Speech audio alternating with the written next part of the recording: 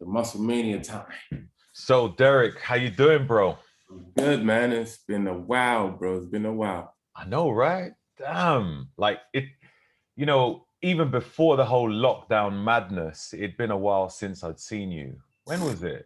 When was 2016 body power. Wow. And that's like what, 5 years ago, yeah. Wow. Put on a Body couple power. of pounds since then.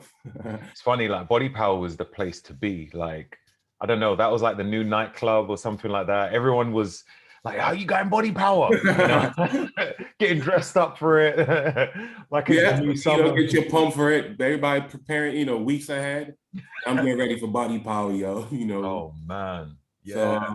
yeah, no, that was I don't know what happened to it, but that was an error, I guess. Yeah. Then the internet came in and things got a little bit, slow down for them, I guess. But yeah, man, that was the Yeah. place to be at some point, you I know. guess so. You got other expos as well. You got FIBO, which Yeah, I've done FIBO. Did you do FIBO? yeah, I've done that quite a few times, Okay. over the years. Only But, did, that one trip, but it was a trip. yeah, no doubt. Did I even see you Oh, at FIBO? Nah, I don't think I did see you at FIBO. In 2014, I went over there. all right. Yeah, yeah, yeah. FIBO is just mad though, isn't it? How many people was at that expo? At I think it least was triple, it was 125. double the amount or triple the amount of body power. Don't know Because how they many. had like rooms. I don't think I even got to sort of visit most of those rooms, but because he was that big. Yeah. No one ever does. No one. Nah, it's impossible. Especially if you're working there. If you go there as a visitor, it's a bit different. But if you are on a stand, that's hard work. Uh, Yeah, and that was yeah. Anyway, so we met in Muscle Mania 2011. 11. Yeah, and I think it was like both of our first bodybuilding show. Yeah, yeah, Um, yeah. you know, The natural bodybuilding. Yeah, 2014. Yep, like you said, I was my first ever. But I just wanted to say, let me go on stage. I've been training for all these years. Let me just go put it a test and mm. see, where I rank. And it was me against Mr. Snipes. But it was an amazing experience for everyone, though. Like Nah, it was. It was. we none of us knew exactly what to expect. None of us really were fantastic at posing. It was just like being on the stage and looking at these people watching us, with judges there critiquing our physique. That's quite a scary thing. It is. It is. Before you even go on, you like, everything is cramped up because you've been, drying, the drying season where you drying your body up or whatever the case is. So Yeah. before you go on stage, you feeling already nervous, and on top of that, you're not well. What's that? You don't have the proper nutrition. Is the what since you're Mm, trying up to get on stage. So during that time, you get that cramp yeah. happening, in your mid session abs. And Mm, yeah, no, it was a nervous experience. yeah. Yeah, But well, I just recall you looking just phenomenal, man. I just remember the man, yeah, when abs. I saw him, I said, "Is that my competition?" Oh, I said, bro. "Nah, these dudes they doing me dirty."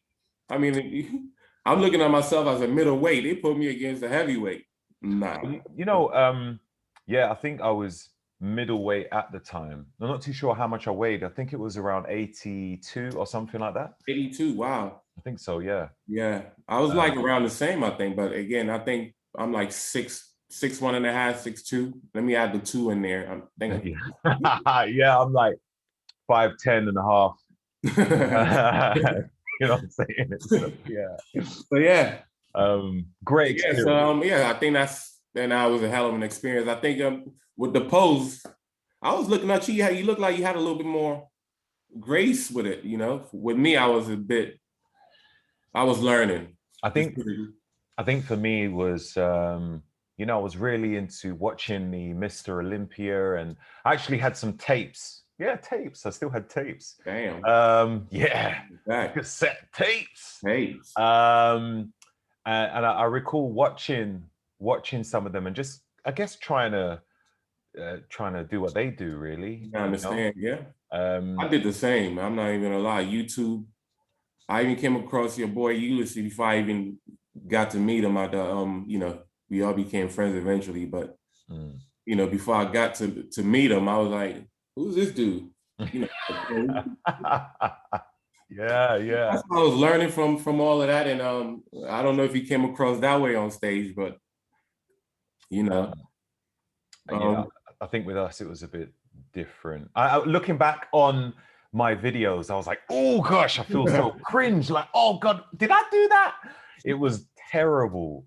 Yeah. But hey, you learned from it, and now you moved on and cleared up the stages, grabbed a few trophies along the way. Yeah, it happens. Same here, Yeah, exactly. It's what we do, man. So I remember when we was backstage, you was telling me about your brand, your company called MEM. Yeah. I mean, at that time, it was just an idea. It was more like literally, just the name. But I had a vision, and I wanted to inspire like young people using us, like the way we look. I know when I was young, I used to look up to Rambo and Conan the Barbarian. I'm like, damn, these dudes, I would love to be like, that kind of physique, right? Yeah. So I saw that in us, that we've, I'm now became that Conan the Barbarian, and you've become Rambo. So I'm like, you know what? We could do the same thing, inspire young people in a place where they're not really exposed to these sort of things. Yeah. So going into that, so the company MEM, basically MEM stands for mentoring, educating, and motivating. You got the message behind that is to inspire young kids and put them in the right direction, keep them off the street. Is it something you right on track with it? Yeah. Right. So basically that. So it's to empower young people using fitness and showing them a better way. We like the new gang that they could join, meaning like get inspiration from. Because I feel like people that grow up in a certain environment, they exposed to the wrong sort of motivational, not motivational, but like what I mean, like the wrong sort of role model. Yeah. And so I wanted to sort of become something, bring something different to that, show them something different. That's awesome. And using people like yourself, people like myself at that time, I felt like we had something really strong in terms of a movement. Yeah. That's brilliant, because more of that is definitely required. Sometimes you can see kids on the street and you can't just go up to them and just say, oh, what you're doing is wrong, because they might not actually be doing anything wrong at that particular time. They might just be sitting on the floor. But it's just the sheer fact that they're sitting on the floor with a group of other kids, just maybe smoking cigarettes or whatever, and you think, you have to know. I know what this is going to lead to. Nothing is happening right now, but I know where it can go. It's going to places, and and that's because of my experience. I understood that this is needed.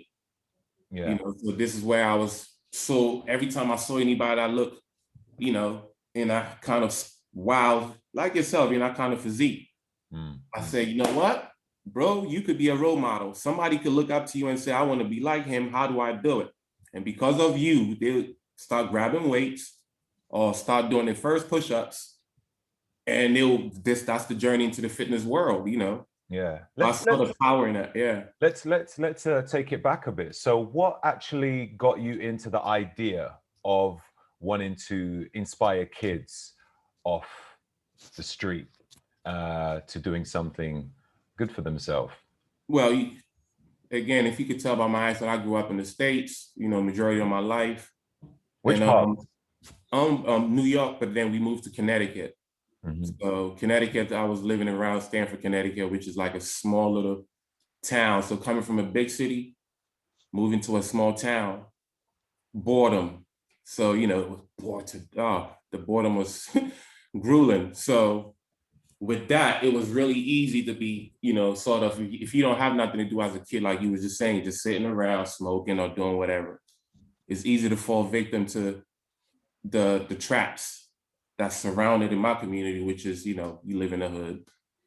So the reason why I got into this whole MEM thing is based on my background. I was involved in the whole gang culture as a teenager. And like you said at the beginning, the way I got into it was same thing, boredom.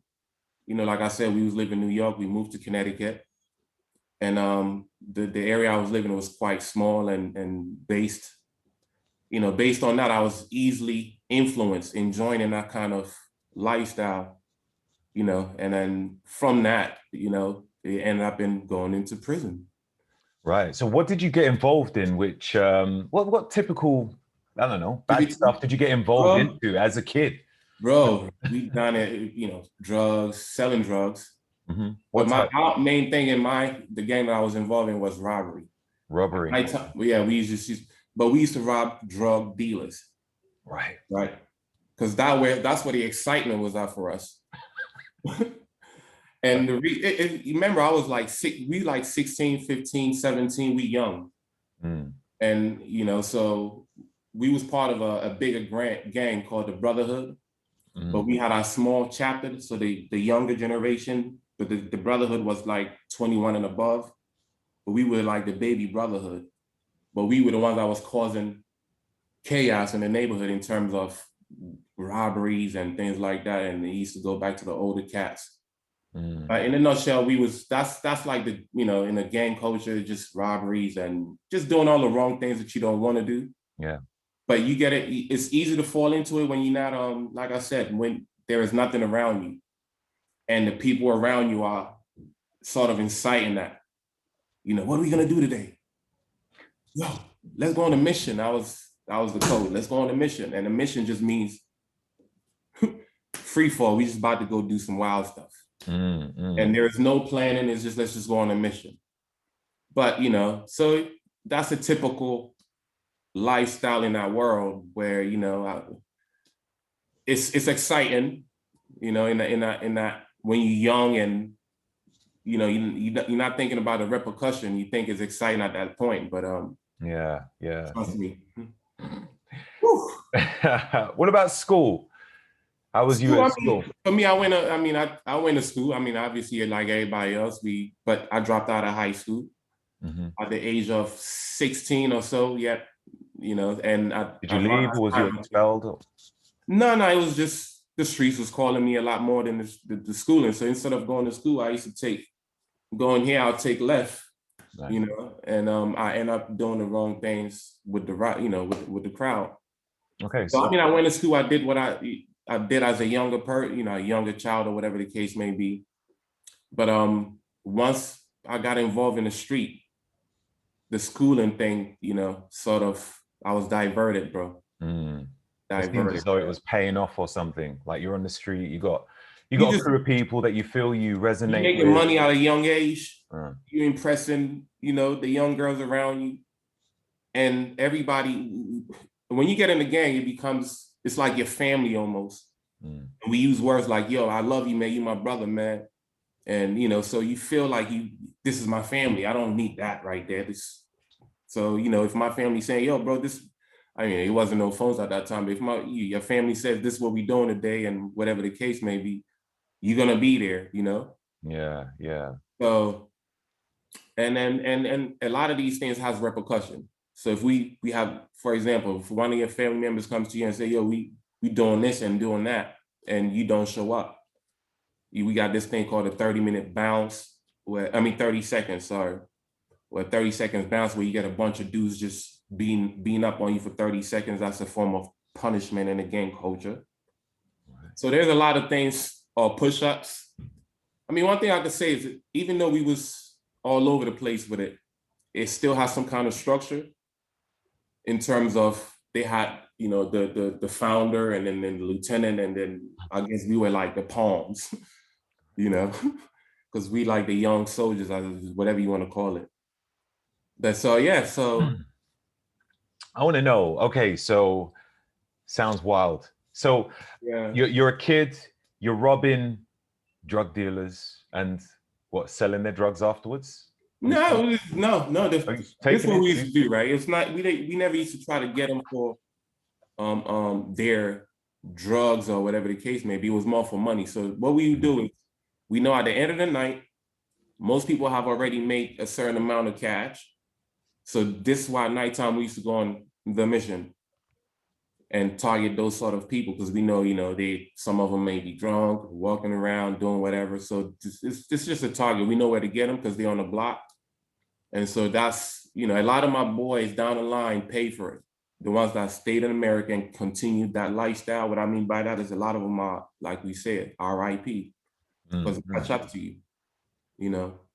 Let's take it a little bit further. So it got to a point where you was in prison, you was incarcerated. Yeah. I mean, it comes with the territory. Yeah. You're doing wrong, you're gonna have that black cloud around you, and eventually you're gonna have to pay the piper. That's what I invested in as a young kid. I invested into wrong, and I was fortunate that I got caught out while I was still in my teenage years. A lot of my peers get caught out later. When you set up a family and you living happily and that, you think you've made it and you're still in that lifestyle.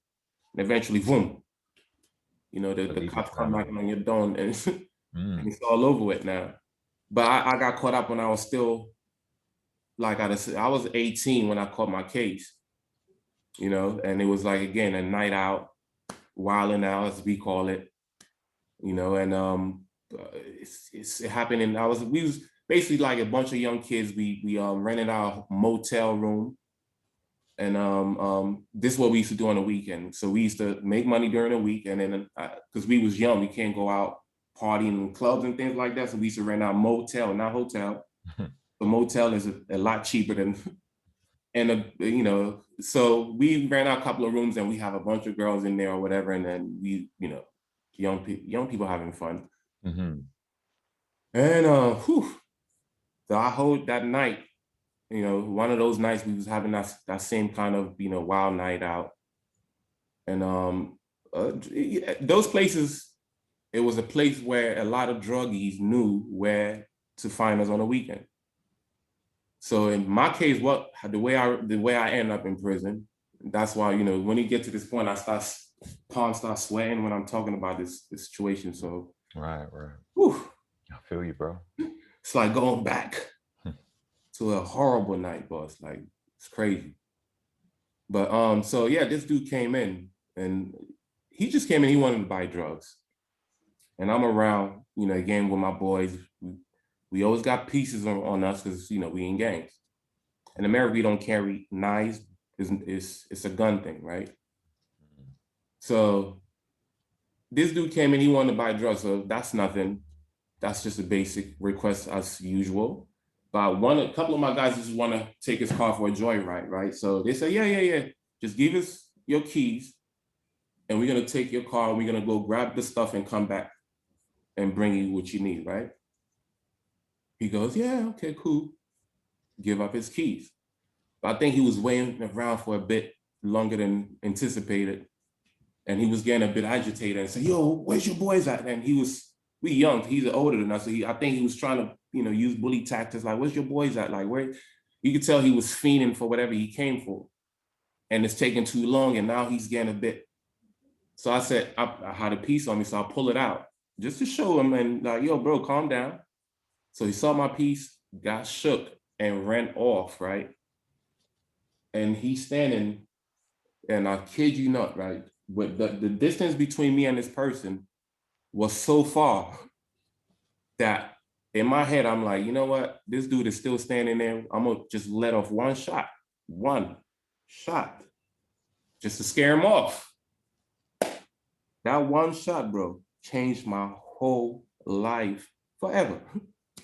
And changed that boy's family. Obviously now that one shot basically took him out, right, bro. So I basically went in for manslaughter in a nutshell. But the point I'm making is we carry weapons around as a young people. When you're young, you carry weapons, you're doing something reckless that you're not thinking, you're young, you're not thinking that this is gonna happen. Bro, this is exactly how I was when I was pulling on the trigger. I said, yo, I'm about to scare this person, running, not even looking, running to the hotel and I got my friends around me, they laughing, thinking, yo, did you think he, what I think one person said, you think he got hit? I'm like, nah, impossible. It's 1 a.m. It's dark. All I'm thinking is he heard the shot, he's run off. So, he's not coming back. These guys got his car for a joyride, whatever the case may be. And so we back in the hotel room, and I'm sitting in there, I think 30 minutes later, I'm hearing the siren. I'm like, oh, snap. And one of my friends, I think you hit him. And at that time, they used to call me Crook because, most of my friends, it's not Crook because I steal. It was Crook because they used to call me Brooklyn or whatever. That was like a short for Crooklyn. Right. Okay. Yeah. Mhm. And that name went from Crooklyn and became Crook. And that stuck with me on the streets till when I was in jail and coming out. I said, that Crook thing is dead. But let's just bring it back to how I ended up in there. So, yeah, so that was that night. And that one experience, just like I said, just thinking you about to scare somebody off and not looking, you prepare to run. So you just letting it loose. Pop. This guy's standing so far. You thinking that he's just gonna hear the shot and just run off. So there's no aiming, there's no I'm premeditation of I'm about to hit him in the leg, nothing. It wasn't even that. It was just I'm about to scare him. Bro, that changed the whole thing around. And like I said, people around me is like, Crook, I think he got hit. And I'm like, what do you mean he got hit? That's impossible. It's dark, like. So we in a room, and when I heard the siren, I'm like, now you got the heart beating. I'm like, oh, snap. What, like, you think, what have I done? Like, Jesus Christ, no way. So you think if you even got hit, probably got hit in the arm or the leg, but not what I was getting ready to happen, right? So all I know is that night, the police was going around all the rooms, knocking on doors and saying, did you hear anything? Did you hear anything? Now, if they would have came in our room and searched, it was so many guns in there because it was just nothing but gang members, right? We we was getting booked that night. But it was one person, I remember the guy named Mike. He was the older, he was about 21. He booked the room. So his name was on the room with so he showed up and he said, oh, no, we didn't hear nothing. So we all figuring like we sleeping. They didn't stick their head in there to even do further investigation or anything like that. But yeah, so that was that part there. And then from then on, the next morning, bro, I go to the what we call the bodega in America, because I just wanted to go look at the newspaper and see if anything is in there. This is already on the front page. Wow. That someone got found on the I-95 with a gun. It's deep.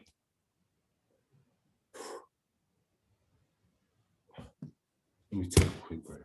Hey, no worries, bro.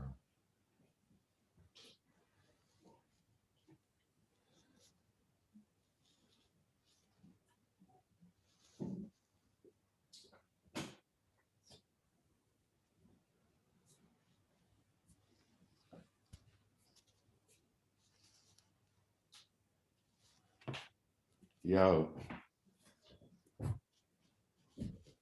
that shit. It is painful, like, to even think about. I don't even. It's okay, man. Yeah. It's okay.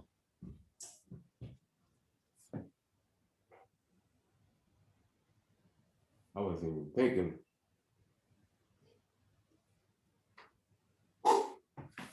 This shit is deep, bro.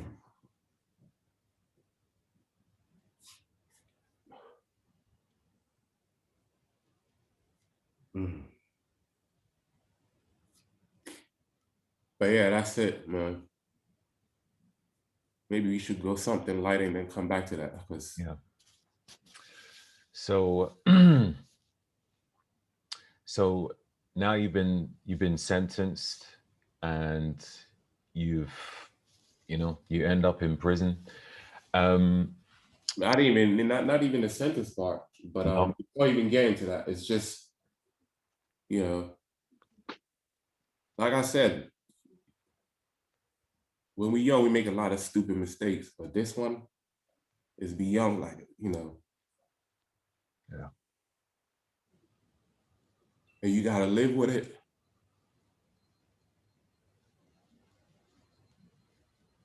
You feel me? Like, I hear you, man. I can't imagine. Couldn't imagine. and that's what I do. What I do. You feel me? That's what I do. What I do. But yeah, on a lighter note, you can't get no light. But yeah, that's how this thing's happened, man. That's how it happened. So, but then I had to go in there and pay for it. So yeah. They eventually found you. So obviously they didn't see you at the time. Did you just go to the police station and confess? No. So once I read that thing in the newspaper, and I realized, damn, this thing it got to that point. So it's like, damn, you took your reckless act has taken a life. So once I read that, so you young, I'm like 18, and I have this monster on my back, like I've wrecked the whole family.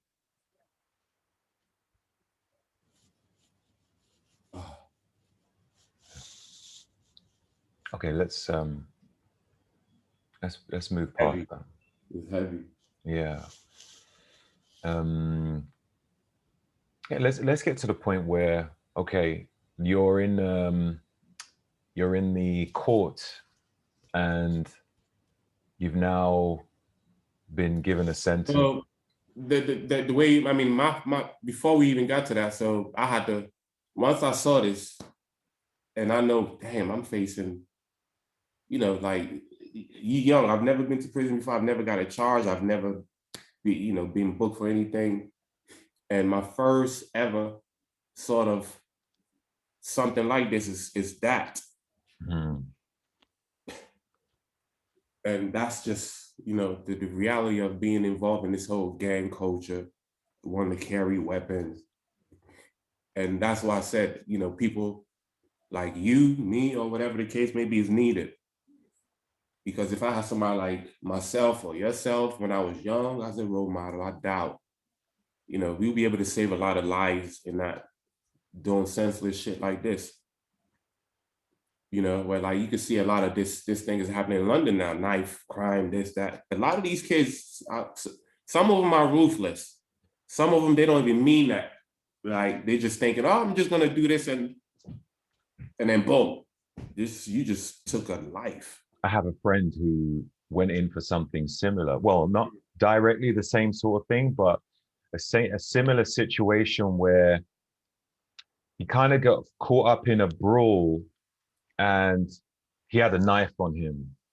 And he was just swinging it about, not really checking to see what he was doing with the knife. Yeah. To then notice that he slit this guy's throat. And this guy was just bleeding. I don't know the full ins and outs of that, but I do know that he wasn't expecting that to happen. Of course not. And just like what you were saying about, seeing it on the front cover, I just remember looking at a newspaper like the Metro or something and just seeing a picture of about 6 or 7 different pictures of one of this guy and like loads of my other friends that was there at the time because they were all involved. I was like, oh my God, all my mates, what are they all doing in the newspaper? And then, then later realizing what was going on. And I was like, wow, this is serious, because I was thinking to myself, like the guy who got convicted, he wasn't really that sort of person. Right. But he was hanging around with a lot of people like that. The other guys, I could have expected that. But he was kind of like he was a bit religious. He always cared about, his mum. I just remember him always talking about his mum, doing everything for his mum. And when I saw that, and that was it.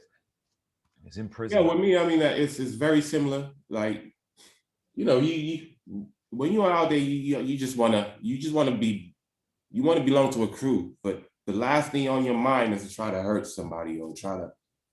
You might have a beef with people that really deserve it, but like the person that don't, that's not the one that you want to, victimize. You feel me? So in my case, that's why it affects me this way because I know that guy didn't deserve that.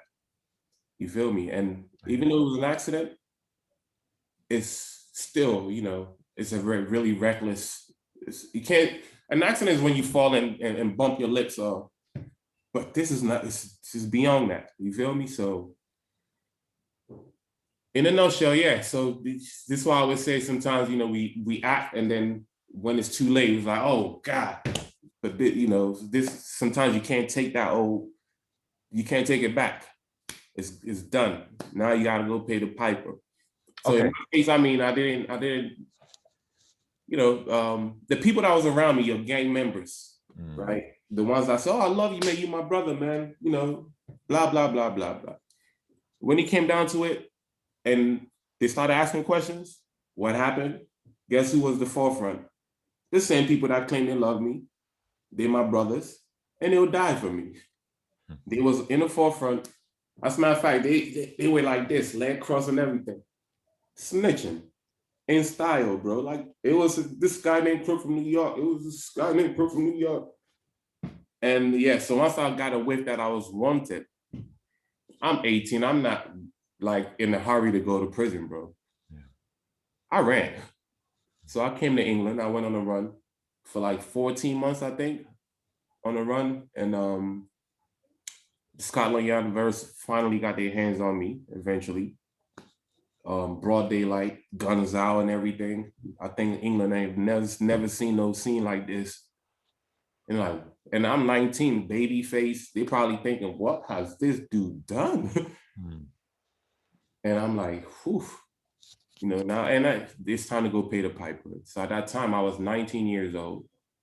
And when the guy arrested me and put the cuffs on me and reading my rights, and I was hoping it was like maybe some silly shit in London that, that has happened or whatever the case may be. But I knew what it was, when you know what it is. But at least, I always say I had like 14 months to just be free and just kind of like block. It's hard to block it out. You can't block it out, but you try. Like, oh, it never happened. It happened. Now you got to go pay the price for it. And, the charge they gave me at the beginning, and I know it was wrong, the first charge. So my charge was, when they put the cuffs on me, was murder. Mr. Derrick Twum, you are under arrest for the murder of, murder. It was an accident. That's all I'm thinking, but they don't care about that. That's what you being booked with. So when we out there, again, carrying weapons, wilding out, just always remember that. There is a chance that things like this can happen to you. And so for me, I learned the hard way. My parents used to try to talk to me, cousins used to try to stay off the streets, yeah, whatever. I know better. Pants sagging down here somewhere. You feel me? I'm back on the streets. Yeah, whatever. And then when I came knocking in, now I'm calling mom, crying like a little girl, just like now. Oh, they got me, mama. They got you. For what? Because my mom thought I was just going to England because that's what I told her, that the gang members they trying to kill me. So I used that, I got an African parent. I told her something like that, she probably would have killed me herself. So, in that case, that's what I said to her, that, this is happening and I want to go to England for a bit for it to cool down. So when I came, at my house, sorry about that. No worries. Yeah, so when that happened, so I came to England for like 14 months and I got caught here, got arrested. They set me up smoothly. One morning, I was coming out of the job center. Right. Yeah, looking for work. And I think the way they've done it is the lady that usually was I used to have to go in and sign something or something. It was way back in the day. So she sort of stalled me that day, right? And said, "Oh, we can't find your documents." Meanwhile, Scotland Yard was parking up outside waiting for me, and you know, like something out of a movie, bro. As soon as I came out, you know, it's like I remember the carnival was in. I was excited, you know, I'm about to experience my first carnival in England. And it was like carnival's in 2 days. So it was like on a Thursday, something like that. And I got caught on a Tuesday. So 2 days before the carnival. I remember I got caught on the 28th of August. I remember like it was yesterday, right? And when they read my rights, bro, oh my God, just imagine 19, they put this monster on your back. Well, I put it on my own back. Mr. Derrick Twum, you are being booked for this crime. I was like, what? Murder? I thought that's something that people plan to do. Like, why am I being charged with that? Like, what's? And I mean, I didn't ask them questions. All I know is I asked them one question. I said, "Was y'all gonna shoot me?" Because they had guns on me and everything. And they said, "Well, America said you was armed and dangerous. So if you would have made a move, like, yeah, we would have laid you down, bro." You know, and then that's the media for you. They don't know me, but he's armed and dangerous.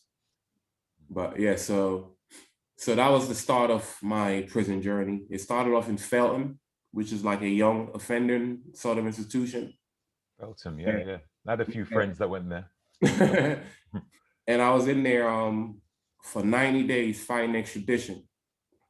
So they didn't want me to get extradited because, you know, I was born in England, but I was raised in America. So I left out, my parents moved out when I was like maybe 2 years old, 3 years old, around that age. So I never really got to live in England. I didn't know nothing about England in terms of living here anyways. And so I did 90 days here. I was trying to fight extradition to stay here. And but that didn't work in my favor, of course not. With the crime that I got charged with, it wasn't gonna work in my favor. But my lawyer, because he was getting paid, he just kept my hope alive. Yeah, we got a chance. We got a chance. And then on my 90 days, they just waited. The part that pains you is that 90 days counts for nothing. It's like you free time that you're giving out to the state or whatever you want to call it. But if I would have known that I'm going anyways, I would have saved myself at 90 days off of my sentence. You know, and I would have just said, just send me over and let me go face the piper. Right. Yeah. So that was stage one. Now, you know, stage one is I got arrested in England. They've locked me up in Felton, where I experienced Felton, I always say, was the worst place I've did my time. And everybody think America is this and that. It is bad, but Felton was worse. Really? Maybe because we was younger. And when you go in a population where we're not even 21 yet, you can imagine. It's like what's that? It's just wow. It's just wow. With no control. You know, young kids, and it's just fight. I was fighting every day, bro, in Felton. Just, you know, people trying you, Yankee boy this and Yankee boy that. And so we fighting. And so I had to take some losses and give some out. But I was willing to, you know, stand for myself. And that's the thing about prison. You don't want to, you know, when someone says hi and you're like, oh, that's it. The time for you is going to be hard. You can't hold on to nothing. You know, food, they're coming to get it. Sneakers, if it looks good, they're taking it. So at least, even if you're taking an ass whooping, just stand up for yours. So I had to learn that the hard way from day one, you know. And so it was a crash course, Raj, crash course. But yeah, so we went from the streets to, you know, now we in prison. So yeah, so that was Felton experience. Like I said, I was there for 90 days, and in the 90 days I experienced, the experience over there was just horrible. The food, I told you, I think I mentioned it to you once, the chicken. I always remember the chicken that bleeds. You see, bite into the chicken, you see blood. And it's like that every Sunday. I'm like, why is your chicken always bleeding? I'm like, wow, this is life. This is going to be me now. And at that time, I was facing, in Felm, I knew when I go in the States, if I get convicted of the crime they charged me with, I was facing 60. 60, 60. 0. So when I was in Felm, and I'm telling people that, England, they never heard of these numbers. So they're like, what? Oh, this.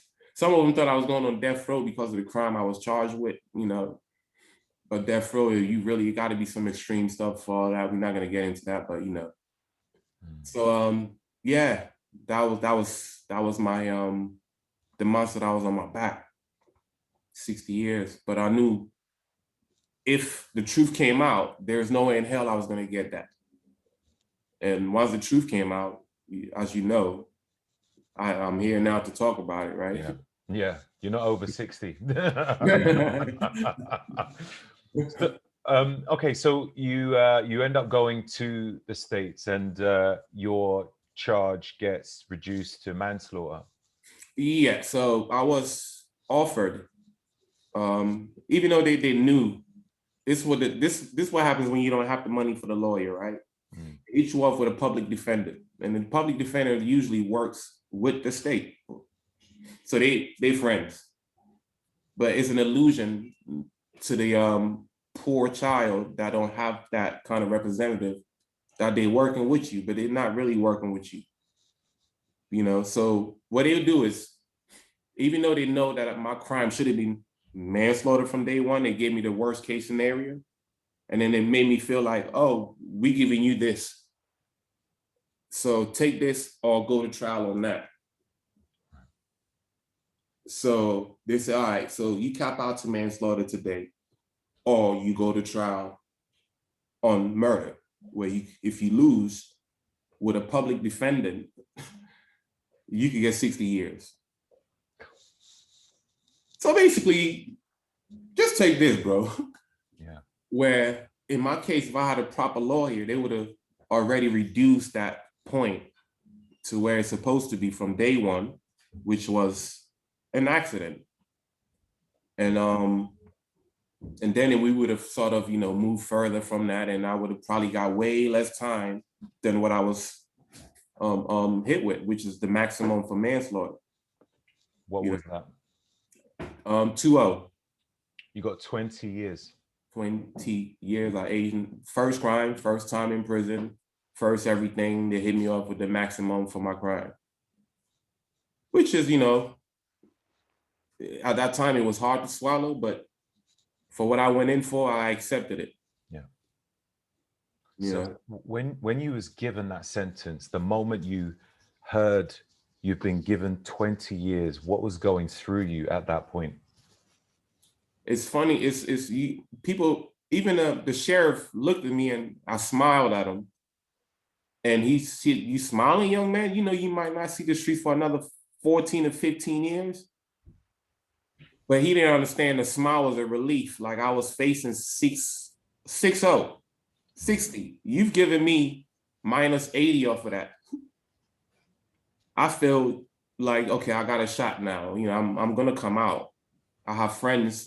During that time, I witnessed a lot. Like we going to court every day, and I'm seeing people around me getting hit off with what we call monster bids. So monster bids is like when you get 120 years and 45 and 75.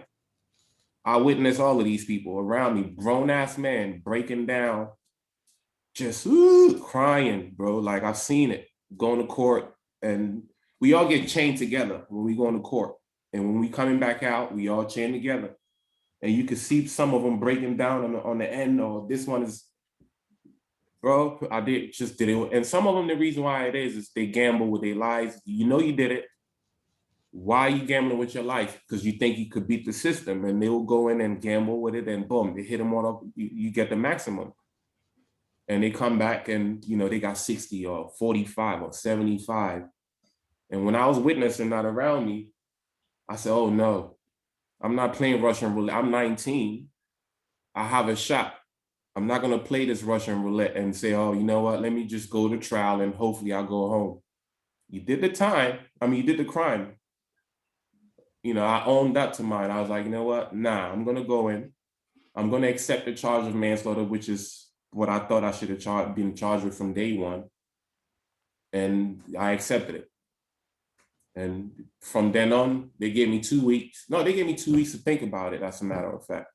When they came back with the so when I went back to the block, which is, you know, the prison, and I'm asking the jailhouse lawyers, you know, people that they've been in the system for a while, so they understand the law. And I'm like, yo, what you think? And a lot of them telling me, don't take it. Don't take it. Don't take it. They don't have nothing on you. They out offering you, man. And it's a pressure for you, like a young person, someone older cats are saying, don't take it. If they're offering you this, it means they don't have nothing on you. And I'm like, nah. So, you know, when I went back, I just didn't want to play with my life like that. I just hopped on that and I'm like, okay. So I took the manslaughter charge, not knowing how much I was gonna get sentenced with, to. Right, right. So yeah, once you take it, then you go off for another week or two, and then you come back and they hit you off with a surprise number. So sorry. Go on. Yeah, that was it. So yeah, once I went back, thought about it, and I accepted the crime. Boom, came back for my sentence, and I found out it hit me with the worst case scenario, Right. max. So let's take it. Let's take it to being in prison. So, you know, you're now in prison. What was your first day like, and what was going through your mind then? My first day would have been when I got arrested. It's like when they put you in a cell. It's not prison, but it's still a cell. Mm-hmm. And I was pacing like back and forth, not knowing how to. Bro, it was just horrible. The first year, once you get sentenced, it's almost like a relief. It's like you know what you're facing now. You know what you gotta do. No tiptoeing, no hiding. Yeah. But before you get sentenced, that's the horrible stage because you don't know what you're facing. And at that point is when I told you, I think I mentioned it to you once, where I remember touching the back of my head once and it was smooth. I was like a newborn baby's butt, you know, just smooth. I'm like, what's going on here? And I was told, you know, stress. Like you stressed out. That's the reason why, you know, the hair on the back of your head is falling out, bro. And I was like, wow. And it's true when they say stress could, you know, show up on your skin, and in jail, I witnessed that. Oh, I experienced that myself. So yeah. Mm-hmm. So yeah, first day in prison was horrible. Like, I mean, first year in prison is just because your body is getting adjusted to this new way of living. You know, I'm sure a lot of us experienced a little snippet of it during the quarantine. We got to put on a little bit of a strict lockdown, and you can see how it's affecting people.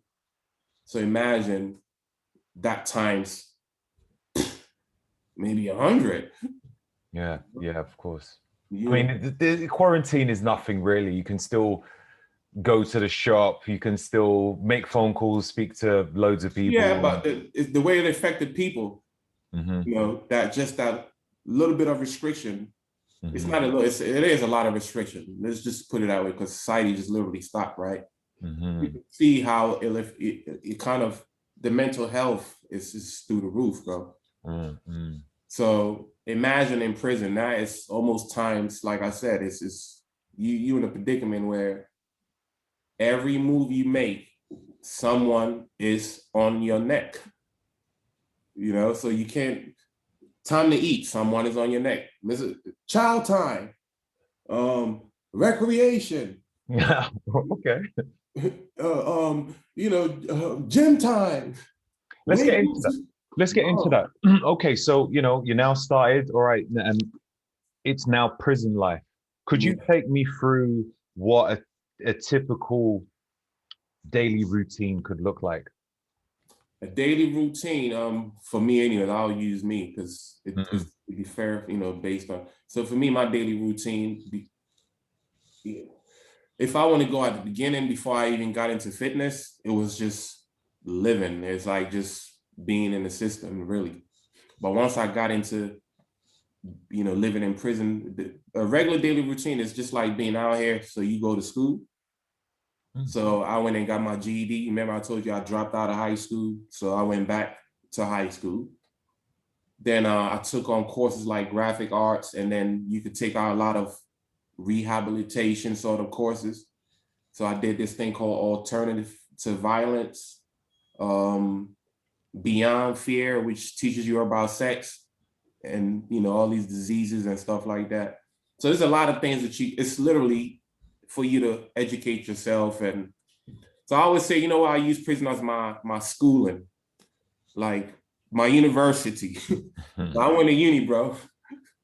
So yeah, so in there, you know what? Like when I went in, I was still in that kind of, right, I'm here now. I'm still in that gang mode. Right. So I have my family. I still have I was still involved in that whole gang culture in the prison system, because I still have my so-called brothers in there. So you remember, I'm from a certain area. And when we go in the system, we all meet.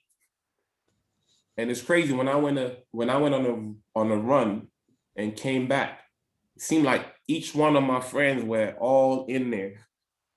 And I'm like, damn, what happened in the space of the time I was gone, which is 14 months, and everybody is in the same predicament as me, which is incarcerated. So it shows you that, the ratio of winning on the streets is really, really low, ain't it? We all lost. So we all ended up somewhere we didn't want to be, which is prison. So yeah. Sorry, is it the same people that you was with at the time, or is it different people that you? Yeah. At the beginning of my sentence. Yeah. Some of the people that I was involved in the gang culture with on the streets, we all end up in this, like even here it happens. Anywhere where, if you from London, for example, and you from a certain area, they'll lock you up in that area. Right. So you bump into all of your, oh, what up? Yeah, hey, you too, they got you too. But that's exactly what happened to me when I went in. It's like, a couple of my friends ran up to the door. Oh, snap, crook, they got you. Yeah, they got wait.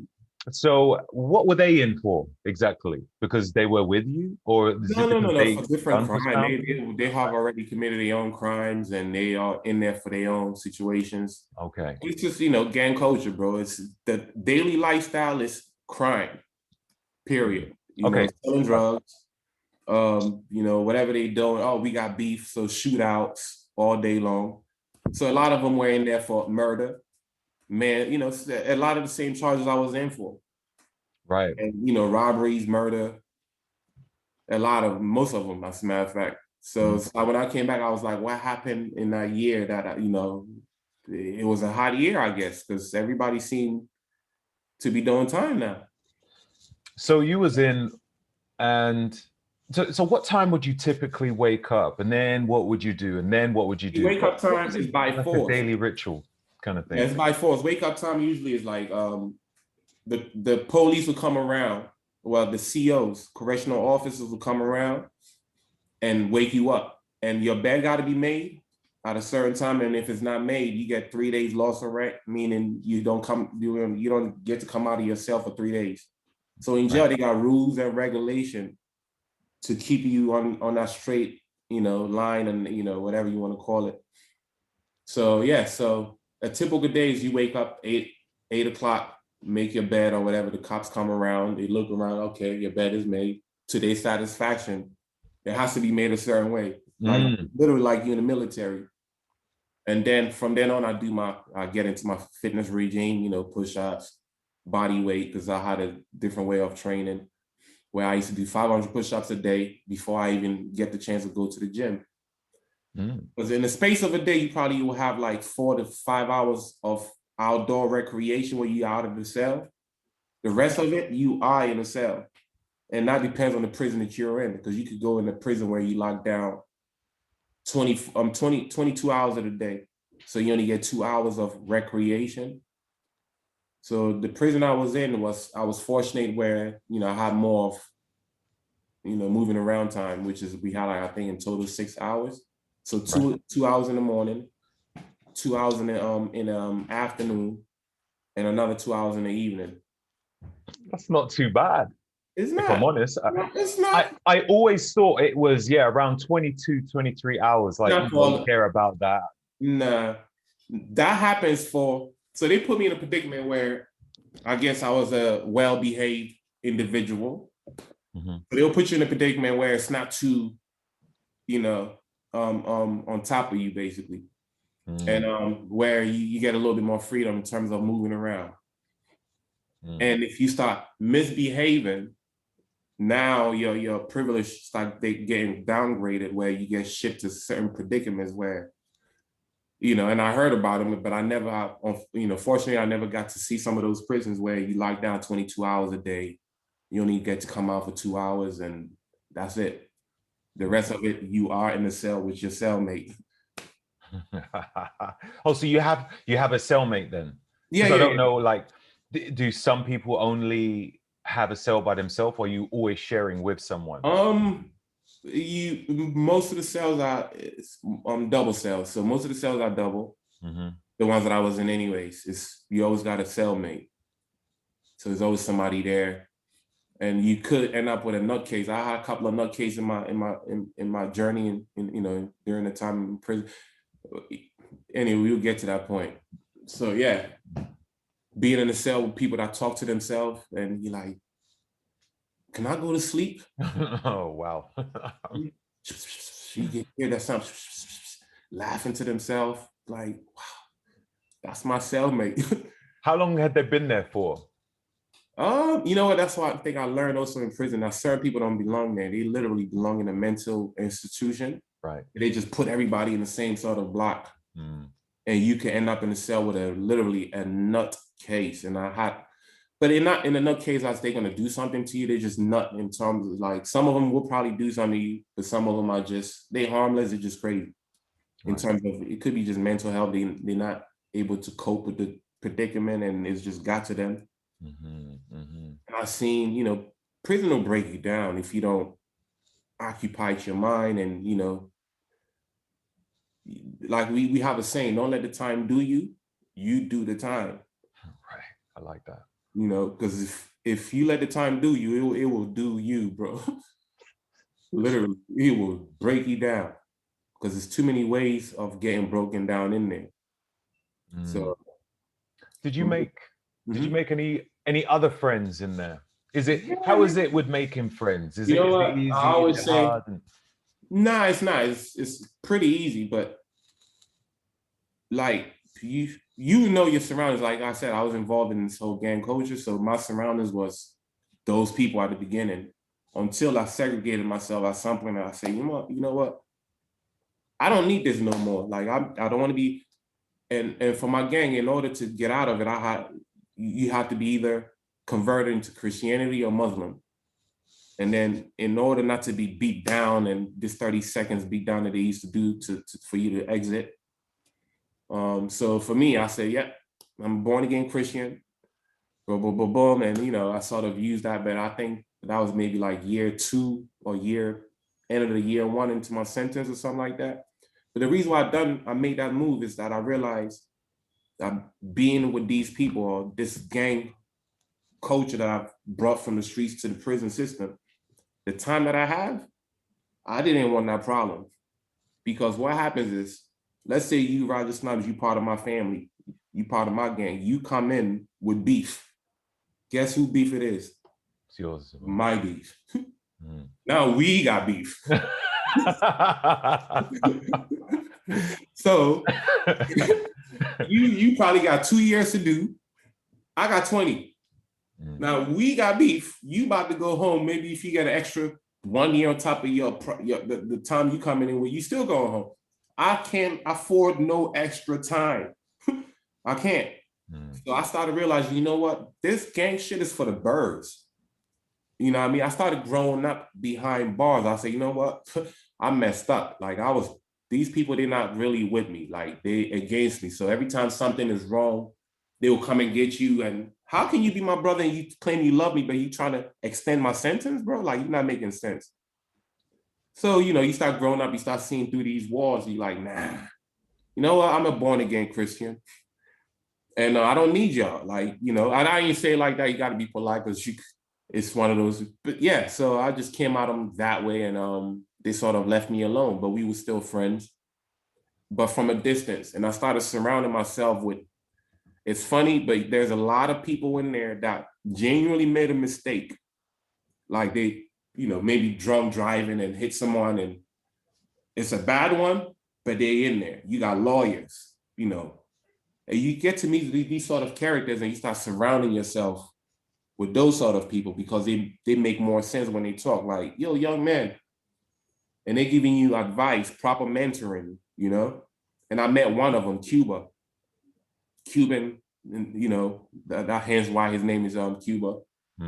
But he's a guy that dude helped me a lot in terms of, he taught me boxing, and he just gave me a lot of tools, and he just builds you up in terms of confidence. Yo, Crook, man, when you get out, man, you're gonna be all right, bro. Like, boom, boom, boom. You in good shape. You look good. You gonna get girls. So all of these things start gashing you up. You start thinking, oh, really? Okay. But he was good, like in terms of, because what made him who he is the fact that he was so sick with his hands. Because I heard about him before I even met him. This guy named Cuba that just knocking people out. He don't take no bull crap. And I'm like, his name is ringing bell in the system. And eventually I met him. I'm like, oh, that's Cuba. And the way I got to meet him is one of my friends, Sleep, got into a little bit of confrontation with him. And Sleep is my surrounding. I didn't know Cuba, right? I just knew this new guy has just moved into the block. And this guy named Cuba that everybody was talking about in the system, he's really good in boxing, and he was an ex-pro or whatever. And Sleep is like 300-pound giant, bro. It's like 6'4". He bro, this dude was doing 3 plates on shoulder press. So, but in jail, I realized, this is why I started learning about the art of boxing versus, just muscle bound and all of that stuff. You know what I mean? So Sleep was a bully, right? And bullies always, sometimes you're going to fall into the wrong person, especially in prison, because you're around a lot of testosterone. And eventually you just bump into the wrong one because you want to continue that lifestyle of just gambling and not wanting to pay certain characters. And he always used to do it to these Italian sort of people. And Cuba, when he first moved on the block, he used to hang around the Italians. And so I remember this is the story that this I have to tell this story because it's a really good one, right? So Cuba had a table that it's like a gambling table, right? So everybody always used to claim tables. Oh, this is our table. This is the poker table. This is the chessboard table. In jail, again, it's all about testosterone and ownership, and So you got certain characters that play poker all the time on certain tables. And Cuba and his team happened to be sitting on our table. And this bully, Sleep, comes in. His name was Sleep. That's just a nickname. He's not sleeping, just a nickname, right? Yeah. So he comes in, it's the guy that said, muscle bound 300. And at that time, I was in the day room, but I heard the story, what happened, and what led to him being brutalized down the line, which I'll get to, right? So Sleep came down and it was like, yo, fellas, this is our poker table. You guys can't be on there. And Cuba was new on the block, but because of he's confident and he's not one of those ones you could just talk to like that. So from what I heard, Cuba said, this is state property, so it doesn't belong to you. When we finish with the table, you can have it back. Oh, this bully, that didn't sit well with him, right? So based on what I heard, he started approaching Cuba. What? And Cuba had a chain around his neck, so calmly took the chain from his neck, put it down, and got into his little boxing stance. And when the dude got closer, he didn't talk. He just let his hands go. Bah! And I think on that night, that the situation happened, he must have took my boy's heart, like Sleep, because Sleep didn't want to fight that night. He said, he kept whispering, let's go downstairs, right? And Cuba said, oh, you wanted to make noise in front of all these people. No, let's fight right here so I could beat you in front of all your friends, right? And he's talking like that to this big giant. And if you see Cuba's like a welterweight. That's the weight that he used to fight under. So he's like 150, which is like maybe, I don't, in pound, I mean, in kilos, maybe Kilos. Oh man. I don't what, know. 60 kg, 80 kg, man, less than, not 80, because that's you. But yeah, but he's pretty small, welterweight.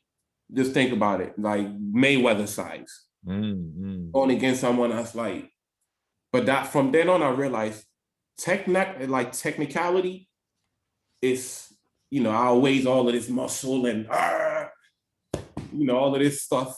He nipped that in the bud, and that's when I say, this dude, I want to learn. I want to learn whatever he knows. And what made me say I wanted to learn is that second beatdown he gave Sleep. So Sleep took that 1-2. It didn't escalate from that. But I remember that night because I was there. Because if my cell is here, Cuba's cell is there, so I could see his cell. And I remember Sleep came in and, apologizing to him, saying, I should not came out of my mouth like this, blah, blah, blah, blah. We're going to nip it in the bud. Boom. So Cuba, I guess he thought it was over. Meanwhile, this dude, Sleep, grimy dude, was plotting on him. Long story short, 2 weeks later, he tried him. And I remember that I was sleeping that morning, but I know I woke up because it was a big boom in front of my cell. Is that you, right? It was a big boom in front of my cell. And that's what woke me up. And I was like, what's that? So when I came out, I was a scuffle on the floor, but the fight has already, that was the finishing part of the fight. So I missed the main thing, right? And it was Sleep and Cuba again. I'm like, oh, snap. And what happened is I probably was guilty of it too. I didn't know Cuba at that time, remember. I knew him, but I didn't know him like friends with him. So we used to gamble, me, Sleep, and a couple of friends, and we always used to egg him on, bro, because he's our friend. And I'm like, bro, you gonna let that little dude hit you like that and don't do nothing about it? And people kept hitting him with it. You gonna do this? So week 1, we kept hearing it. Week 2, now he wants to do something about it. After he went back and apologized and all that, we kept nagging him about it, right? You gonna let that little dude do this to you? Oh, why did we do that? Bro, when Cuba was finished with this dude, when that happens, when a fight happens in prison and it gets loud like this, usually it's like SEALs running from everywhere because they're aware of it and they come in and they break up the fight and they lead you to the segregation. I'm sure you heard of the hole. Oh, yeah, I've heard of the hole. Wow. Okay. Yeah. So that's usually a process. So the fight is going on. My boy comes in. I mean, the SEALs come in, boom, boom, boom. But why they lead them off? Most of the people, in prison, it's like, bro, it's like the internet. Pew! As soon as something happened, the whole population just all of a sudden know. But by the time the population hear about it, it's like the story has been twisted so many times. He got hit in the face with a baseball bat. He got jumped by 30 people. Like, so, but the more of the story is people thought he got jumped, but he was that because his face was that messed up, right? But the assault was by one person. And from that on, I said, bro, whatever you know about boxing, I want to learn. And that's when I started saying, Cuba, I want to learn boxing. And I started training with him. My boy got his ass whipped, but I want to learn from the guy that whooped his ass. Yeah. You know what I like about him? Because he was humble. He's not the guy that go look for the problem, but when he came, he was never letting it go. It was, you could try to calm him down. You'd be like, Cuba, just let it go, bro. Once you violate him, it's like something is turned on and you cannot switch it off. No matter what you do, calm down here. Just let me be. Until he get it off his chest, which is boom. And that's just him. But his background, he was he came from this whole Cuban Castro era. His father and migrated to the States. He was like, I think 5 years old or something. And then he got into the boxing life. And he ended up in prison for the same crime that I was in for, funny enough. So we all used to say, birds like the feather flocks together. Is that the saying? We all got caught up in this silly stuff. What he came in for, you could almost say it was justifiable because it was some scumbag that shot up his house and he retaliated. Right. And the rest is history. He ended up in prison for it. Mm. And but Did yeah, any of his family members get killed? You said, well, his house got shot up. his shop, not house. My bad, shop. His father used to own a bodega. Bodega is like a what we got it over here is a 7-Eleven, not 7-Eleven. 7-Eleven. Off license? No. Yeah, off license. Okay. Yeah, his father used to own one of these sort of corner shops. And but in America, it seemed like the corner shop areas where drug dealers always used to choose us. We always kind of, it's just black, it's blick. Take over the block. And but Cuba, he always used to try to clear people from around his block. Like, no, you can't hang around my father's shop. He's a young athlete. And so he's always used to go in there and clear the block. And one of them bravely came back and shot up his father's shop. Okay. And that got escalated to something different. And his father is from Castro era. He's gone to war and done all of this back in those days. So you messing with the wrong tree. These dudes they wasn't gonna let it go like that. Yeah. And it ended up where the person that did it ended up being, he got killed basically. Okay, so moving on from that, I just want to know. Okay, so you're in prison. What was the food like? Bro, I know that you mentioned about the chicken, which is pretty funny. I mean, once I moved to the States, I think because of the population, they don't stand up for certain things. So I mean, it was a bit better in terms of nutrition. Right.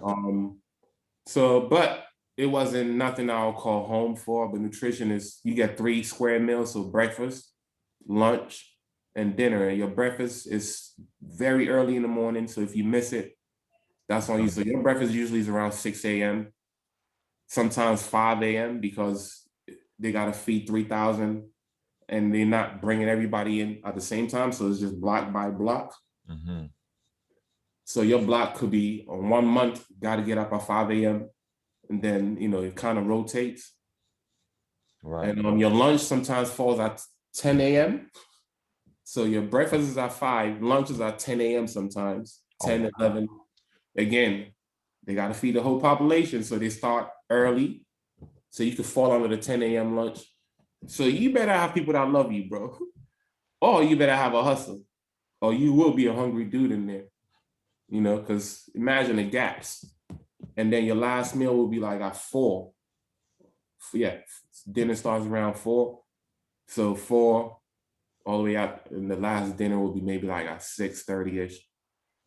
So in a nutshell, it's 3 meals, and then you have access to commissary, which is where you could go and spend money for like food, things that you kind of could buy from the commissary. You don't go to the shop yourself. There's a list that come to you that you fill out for things you want, like toothpaste, And again, that's what I said. What's the allowance? What's the allowance that you get a week? And I'm sure you get people who send money in as well. Is that right? Yeah. Like your family members could send you money, but the money goes, you don't see the money, goes into an account, obviously. Yeah. How does that all work? Oh, you get like a slip. So they'll call you, it's like a mail. You get a mail call, boom, Mr. Twum, you got mail. You're like, wow, is that money? You open it, it could be $50, $100, so this is in your account. So whenever you go into commissary, you could spend either 50 or 100 or whatever. But that $100 could last you for 2 months. Right. You stress that out because you got the 3 meal, and the rest is like oodles. Those ramen noodles. You know the ramen noodles, right? No. You don't know the ramen? Ramen noodles. Noodles. Yeah, the soup package, the ones that cost like those little noodles that you just put. Oh right, just chuck in the water. Yeah, that costs one. like maybe 15p or something like that. So yeah, you have access to 24 pack of those, and you buy 24 pack of those. You got access to like your crisps. So you stock up on crisps. You got Slim Jims. I don't know. You know about Slim Jims? No. It's like this beef thing that it's dry beef. Like you kind of eat it dry, but jerky, beef jerky. Yeah, we have beef jerky too, but Slim Jim is in our same sort of family. Okay. Yeah. So we have the Slim Jim, and then this is a lot of things you could buy from the commissary to sort of substitute for the things you need for your games, if you want to be like. So, and then we have access to tuna. So yeah, it's a lot of things commissary was keeping you on your survival mode, because the prison food, it's a hit and miss. Certain days are good, certain days it's just horrible. They had a meat called a mystery meat. Till today, I've Googled it up. I can't find it online. Mystery meat, bro. I ate some stuff. I don't know what that was. Till today, I'm like, what is this mystery meat? I've Googled it up since I've got out. I'm like, what was in the mystery meat? I remember listening to a podcast one time, and there was a guy on the podcast, and he said a van drove past him, and on the van it said grade D meat for prison and schools. Grade D meat for prison and schools. So they're feeding prisoners the same thing they're feeding. So they're preparing them kids in schools for prison. Wow. I mean, to even know what grade D is, that I have no idea, but I'm sure it's not good. It's not.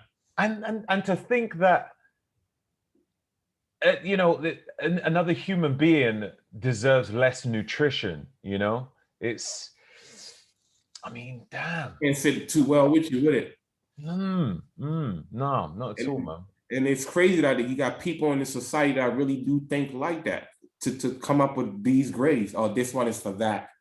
Grade B will be for this person, and grade A is for the utmost. I mean, how do they work that out?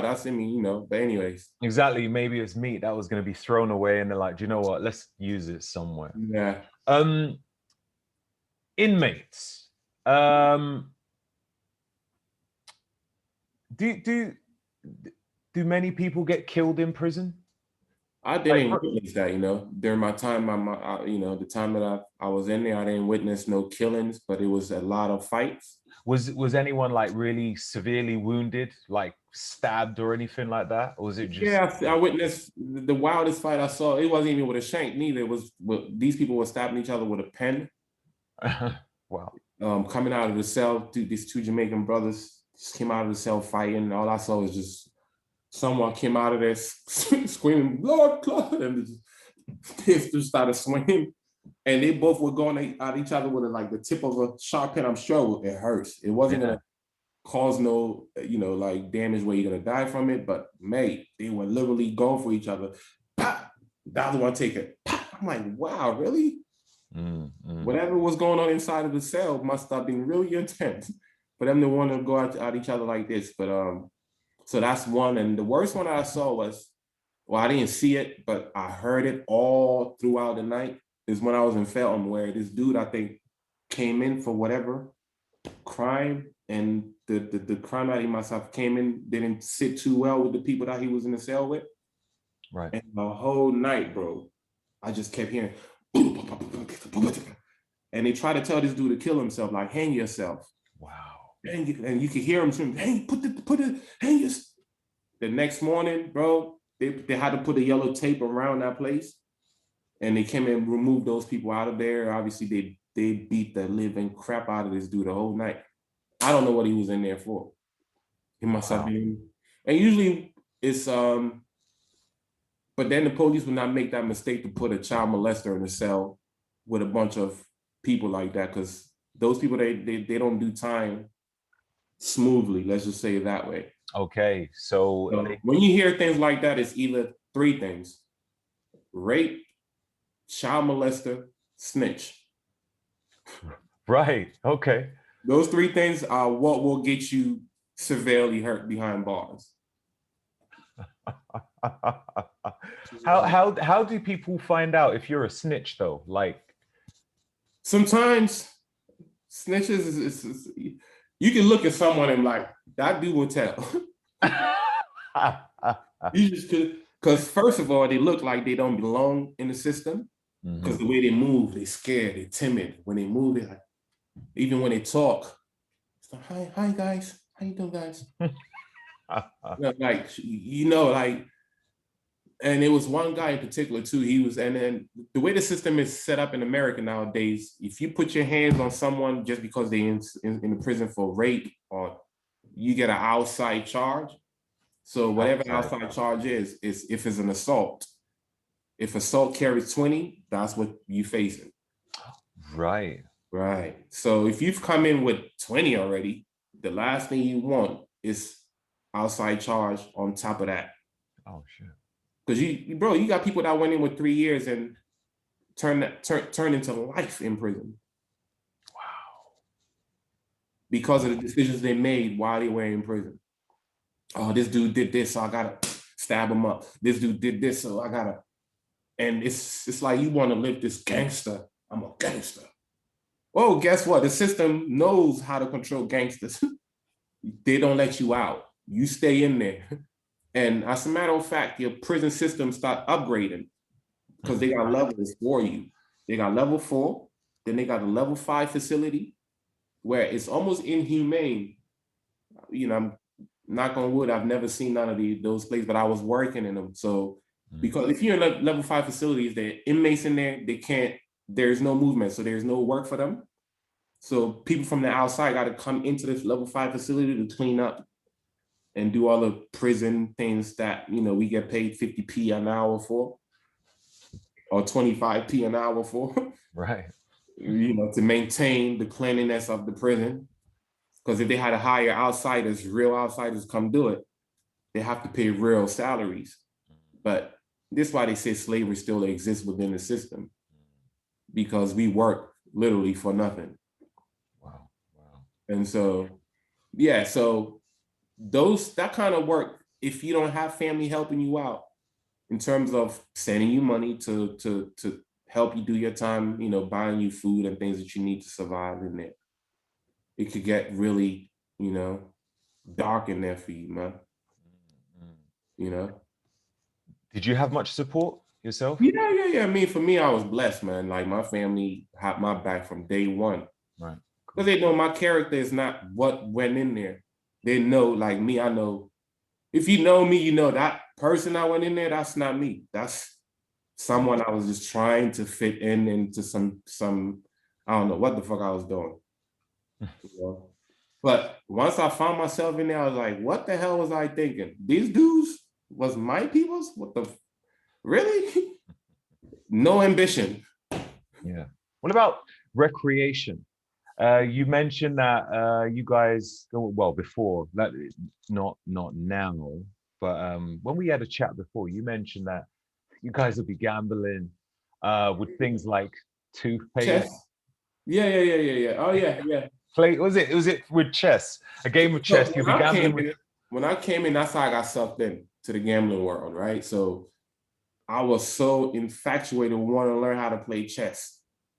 And the guy that taught me how to play chess used to always hustle me like $1 a game, 50p a game, 50 cents a game. And I'll sit there, and because we got 6 hours in a day to play, that 6 hours I'm in there learning how to play chess with this dude. So he's hustling me. So you could go back and forth to your commissary that your mom or your brother or someone I've sent you money digging into it, because we don't pay with cash. So if you gambling, you're gonna pay with the things that you buy with cash, with the money, which is, you never get to see the money, first of all, like I said. So you only get to order the stuff you need, and the police will bring that to you. And so that's your commodity now. That's what you use to trade, right? So if I'm gambling, I lost $2. We know toothpaste costs $2.45. So that goes into, so you look at that toothpaste like, but in jail, things become picky. We got bad commodity and good commodities.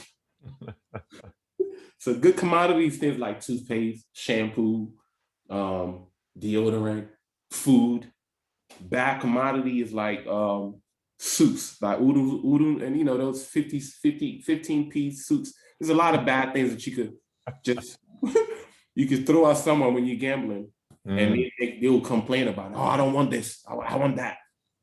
And, because at the beginning I was involved in gangs, I got into a lot of little, scuffles where people refuse what I was paying them. And I'm like, you know what? If you don't want it, you're not going to get paid. And now we'll go into this whole gang back and forth. Yo, your people don't want to pay my people. Bro, it's this whole thing it's a movie, bro. It's literally like a movie. But so yeah, the gambling lifestyle, that was that. So that's how you pass time. So for me, I want to learn how to play chess. I used to play this game called Spades a lot. So Spades is you play with, you and your partner versus him and his partner. And it's about counting. It's again, strategic game. And I realized in prison, anything that has to do with strategic thinking, I was drawn into it. I wanted to learn it. And I became a beast at it. It's like the chess, the guy that taught me how to play. Like I think I mentioned to you before that it's like either he gets stuck at a certain thinking capability or whatever, and they don't grow from that. But I started being them. And in prison, we talk shit to one another. So imagine I'm talking, shit to this dude that taught me how. Yeah, is that what? I'm being my teacher? Word? Oh, bro. I mean, that's the joy of, learning something new and then putting into practice. And then eventually I became that guy that when you said chess, my name came up. Oh, you got to play my boy Crook. Chess? You got to play my boy Crook. You guys out of love. And there's so many people in there that, bro, man, I realize it's some thinkers behind bars that wasted their talent based on just chasing the wrong games. Because, man, I met some geniuses in there, bro. People that make art look like it's jumping out of a freak. Hey. And, people that fix things out of nothing. Like, wow, how did you fix this radio, bro? Where's the tools? Like, how? And people, bro, I've met some geniuses behind bars. That's why I said, you know what? Till I went in, I probably would have painted everybody with the same brush. They are all scumbags. But you realize in there that people make genuine mistakes. That mistake can happen to any of us. You go out drinking once, someone talks shit to you, boom, head bump on the wall, gone. You going to jail for manslaughter, bro. They're not going to be like, oh, you know what? Roger Snipe didn't mean to do it. It was an accident. You going in. So what? They're going to brush you with a scumbag brush? So you start realizing in there that, yes, there are some pieces of shit in there. Facts. You got serial killers, you see them. You got people that, do harm to children, harm women. You meet people that kill their wives. So you see those characters in them. Then you got people that, they messed up. Like, wow, I had a drunken night and I did this. Or I did this. And you got people that are just hustling, trying to make a living. So there are so many different characters, and it's about who you attach yourself with. And like I said, with me at the beginning, I was in the whole gang culture, and eventually I started pulling away from it. And then I, sort of surrounding myself. In my team, it was only like 5 of us, but we was all on the same path. When I get out, I'm gonna do this, and and there's always something positive, like business, this, that. Then also, combining that with reading, and your mind start changing, and exercising, building discipline. Bro, I became this guy that people, yo, Crook. I said, wow. Over the years, you grow up behind bars and you stop, you grow into yourself. Because remember, I went in as a teenager. I didn't get the chance to grow up out here. So I grew up into myself. And from the age of 19, by the age of 25, I have been training for, 6 years or something, right? So I've developed this physique that people coming in and looking at me like, yo, how did you get like this? Hey, how did you get like this? I'm like, oh, I got something. These people want to get what I got. Okay. So now you start thinking, when I get out, this is the lane I'm taking. It's self. I don't have to rely on, please give me a job. Because that's one thing I saw a lot of my peers. Like, imagine I had 20, so I had time to see the wrongs people do and why does this dude keep coming back in? Oh, it's hard out there. Bro, it's hard in here. You mean it's hard out there? It's hard in here. Here, you fuck you mean? Like, you're not making sense, bro. Talk to me. Like, what is going on? Oh man, I've been trying to get a job. Everywhere I go is this, and my ex-convict, they don't want to hire ex-cons, and so I'm hearing all of this.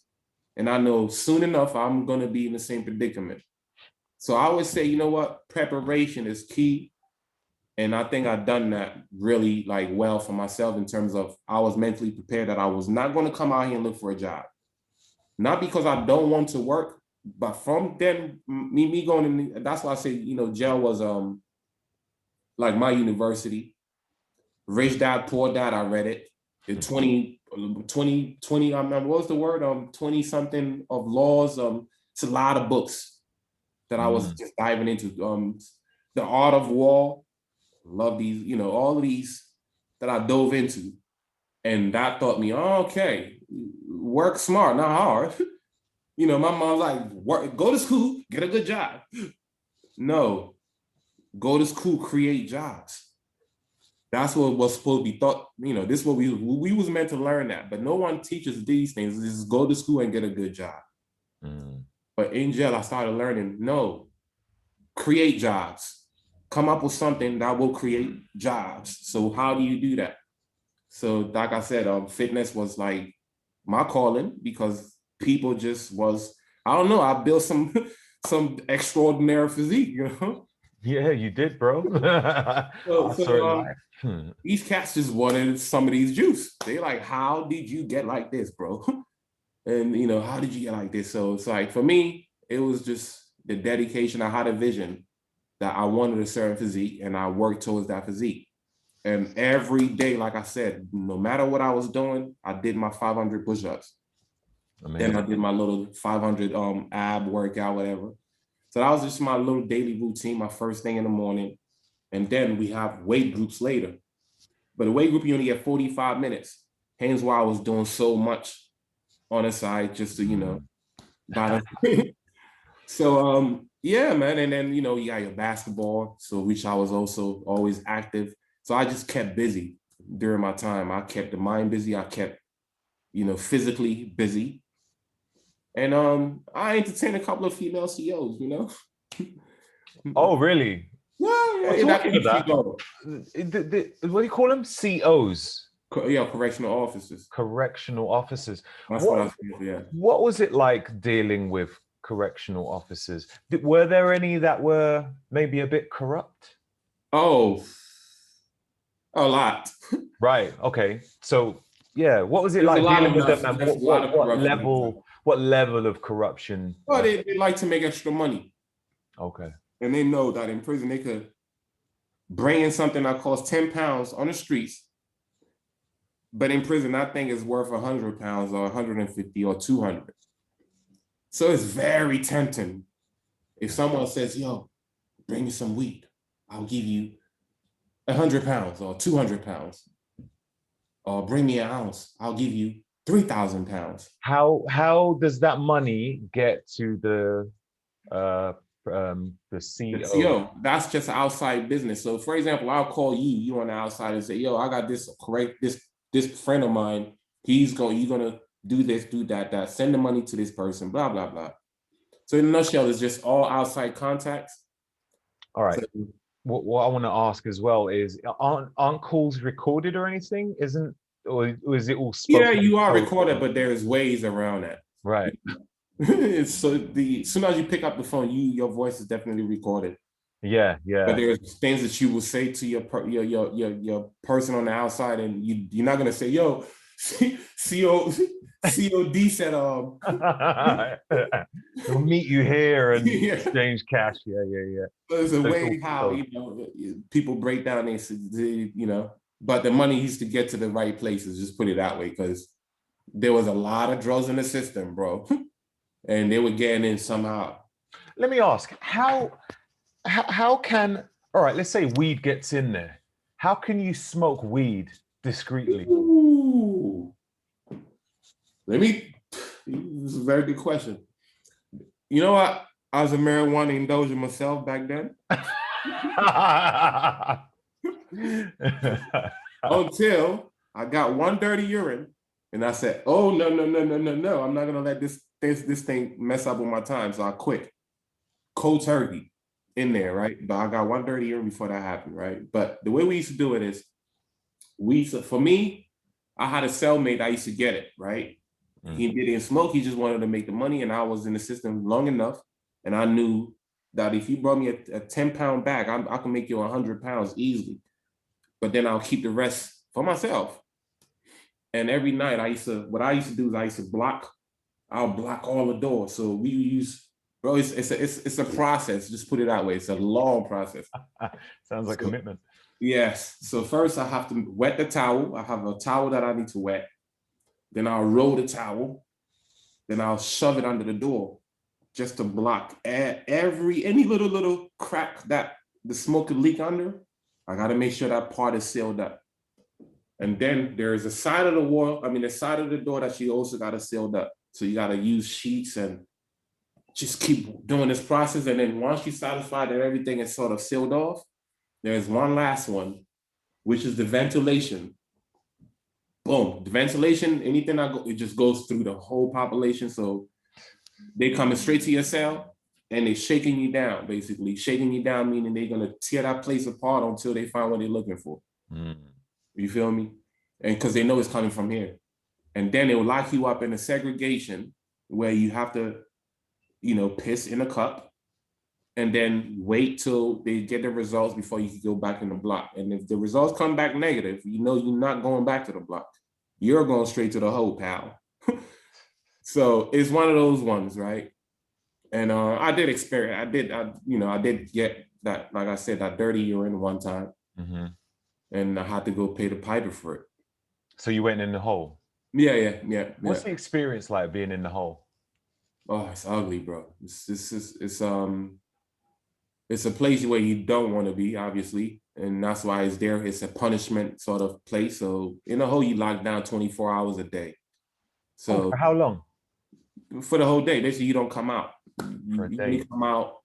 I think you get like 30 minutes to go take a shower or something like that. That's about it. And then you right back in the cell. And is it dark? Is it what does it look like? Yeah, it's kind of gloomy because the hole is gloomy. Yeah, there's barely sunlight coming in. You don't get to look outside. Like if you're in a regular cell, you could see not outside, but like you could see the sun coming into your cell. But in a hole, that don't exist. You kind of like in a gloomy space. I've been in the hole a couple of times. The worst one was the one in England. Right. Yeah, the England one, because at 6 a.m., I think, they'll come in and they'll come and take the bed. The bed? Yeah, they'll take your bed from you at 6 a.m. So basically, you just got a table to sit on for the whole day. You can't sleep. You can't lay down and relax. So that was the worst one. I was in there for a fight 7 days because I got into a fight or something like that. And yeah, that one was the worst one, bro. They'll come in, like I said, 6 a.m., the SEALs will come in. Wake up time. Fold up your bed. Then you got to fold your bed up. Then they'll come and snap that bed, probably leave it in front of the cell or something. And then for the whole day, you're just sitting around like a duck. You might get a book to read. That's about it, They give you a book? Yeah, you get books that come around. They go around with a book thing, and then, yeah, you get to do your read on. And get your read on. Get a couple of push-ups in. And that's your day for the segregation time. And you wait till 8 o'clock when they bring you your bed back again at 8, and then you get to lay down. I get to lay down now, I guess it's horrible to get you to appreciate basic stuff. Yeah. So it's almost like they're trying to mentally break you down slowly, but jail could go two ways. You could definitely get broken down, or you could really just strengthen you, bro. I want to get into that. But before we get into that, I want to ask, right now, do you hang out with ex-convicts at all? Maybe I don't hang out with ex-convicts, but I have people that have been to prison before around me that not hanging around per se, but I might help somebody that's been in that predicament before, based on being referred to me. working on the business that I'm, you already know MEM, that's what we do. We help ex-offenders. So some of them I've become friends with because they can identify with my story, and I'm trying to help them out, come out of this place. And so they're looking at me as their role model. So, and we developed some kind of friendship through that. So a couple of them I have around me, but it's all mostly me trying to get them out of this thinking of there is no other way of trying to make it or whatever, Yeah. So I want to ask, so do you think that most people who come out do well or struggle? Well, like what's your thoughts on like leaving prison? How do people normally do? Do they come out as a better person or worse, would you say? I'll say the way the system is set up, it's set up for you to fail, really. Right. It's not set up for you to be rehabilitated, like they say. Because when you come out, you are getting resentenced by society. Right. Because if you're not getting resentenced by society, they shouldn't have on a paper when you go into work, have you been to prison before? Because if I have been to prison before, I'm trying to change my life. Hence why I'm coming to look for a job. Duh. But you've put this block on me where I'm blacklisted. So every time you see that I've been in prison before, you're going to say, I don't want you. I don't want you. So I'm set up to fail, really. Like, unless you start thinking outside of the box, like what I said to myself, there is nowhere in hell I'm going to do all this time and come and beg somebody for a job, bro. I can't. I couldn't do all that time and just and become this beggar in society. I need a job, please. I need it. No, because I know what they're going to think of me. The moment I put in, yes, I've been in prison before, they just going to think the lowest of me, and I'm just going to be this person they don't even respect without even knowing me. So I already knew this, and I said, you know what, let me just find a way where I'm going to be fending for myself when I get out, which is, I thought, I'm blessed to, falling into fitness because it gives you that empowerment where you don't need to go look for someone and beg somebody for a job, because people coming to you because you got something they want. You become a key person in your own field. You're not a follower no more. Now you got something like people, I'm sure you get bombarded like, Raj, how'd you get your delts like this? Raj, that's value. That's something that you could get paid for. That's a business that you could start. And once you recognize that, you have a chance to, survive once you get out. And that's why I recognized when I was in there, because I used to get bombarded from the COs coming to me saying, Mr. Twum, what do you do? From the inmates coming in saying, Mr. Crook, what do you do? How do I get like this? And I'm like, okay. So, years down the line, you come out. And how did I meet you? The same way put it this way, like the way I used to live in prison, in terms of once I flipped my thing around, like I said, I became a person that it's like people used to follow what I was doing in terms of they'd be like, yo, Crook, what we doing today? I'm like, we doing chess. And then it got to a point where I didn't have to run to go grab my own weights no more. People used to, Crook said we doing chess today. And I just stroll in. I've done my job, bro. I've been in since I was 19. Y'all just coming in now. I'm the OG of this place. Right. I've earned my little stripes. The six-pack is there. The chest is there. We here now. So now you want what I got. The same way when I came in, it was an OG that I looked up to. I wanted what. So he took me under his wing. And the same thing, yo, you could do it, young blood. You could do it. And they used to put 2 plates on. I could barely do 1 plate and 10. And I blowed and they will have these 2 fingers on, and I giving me this confidence and making me think I'm doing it myself. All of this thing was helping me down the line. I was like, okay. So now I got to a point where I was doing the same thing for people, where they come in and look up to me. I'm like, yeah, of course. So I always used to build a team of 5 people. And in my 5 team, we do superset sort of workouts. So we might split team 3 over here and 3 over here. We only got 45 minutes. No time for talking. On my team, we talk after. It's not like, yeah, so bro, people in my team, bro, because I took it serious. When I trained, I visualized myself being free. And this is my only way of surviving when I get out. So it was serious to me. So if you coming in thinking, oh, I can't wait to get out to get some girls with this, bro, this is money for me. The girls is going to come in regardless. This is money to me, right? But most people, when they train in prison, their mindset was in business. It was more, I'm going to get mad girls when I get out. That's it. Like, really? Is that it? Crazy. It's crazy how like guys are very motivated by it. You know, they see a body like that and that's all they're thinking about. With a body like that. And, you know, I get people like message me like saying, oh, you must get a ton of girls because of the way you look. I'm like, well, what makes you think that's my motive? Like, I'm doing this for me. For me. And for me, you know, in there, I realized quickly, yes, you get, once you start getting it, you know, it's all cosmetics at the beginning. You want to gain these, you know, you want to look a certain way. So it's all cosmetics gains at the beginning. And then eventually it gets a bit deeper than that. Like, now what's next? How do I stay into this journey? Because now I got the six pack, I got the, you know, this there now. So now how, because there's a lot of people that started in prison and they stop. And they always just try to impose their stuff on me. Like, oh, bro, trust me, you're going to get bored of it. Right. But maybe you wasn't visualizing yourself being free. Yeah. Because you're thinking just in this little box you're in right now. You're not thinking, wow, when I get out, I could do this with this, you know. You're not thinking like that. So me, I'm thinking, you know what? When I get out, I could be a PT. Everybody's telling me I should get into modeling. I could do that. I could even start a business in this, you know. So that's my inspiration when I'm lifting. I'm visualizing myself being free. And that's what helped me stay in it for so long. Because I could see that it's something that people want. Based on the, you know, inquiries I was getting, CEOs coming to me saying, can you put a workout plan for me? I'm like, really, dog? What am I getting for that?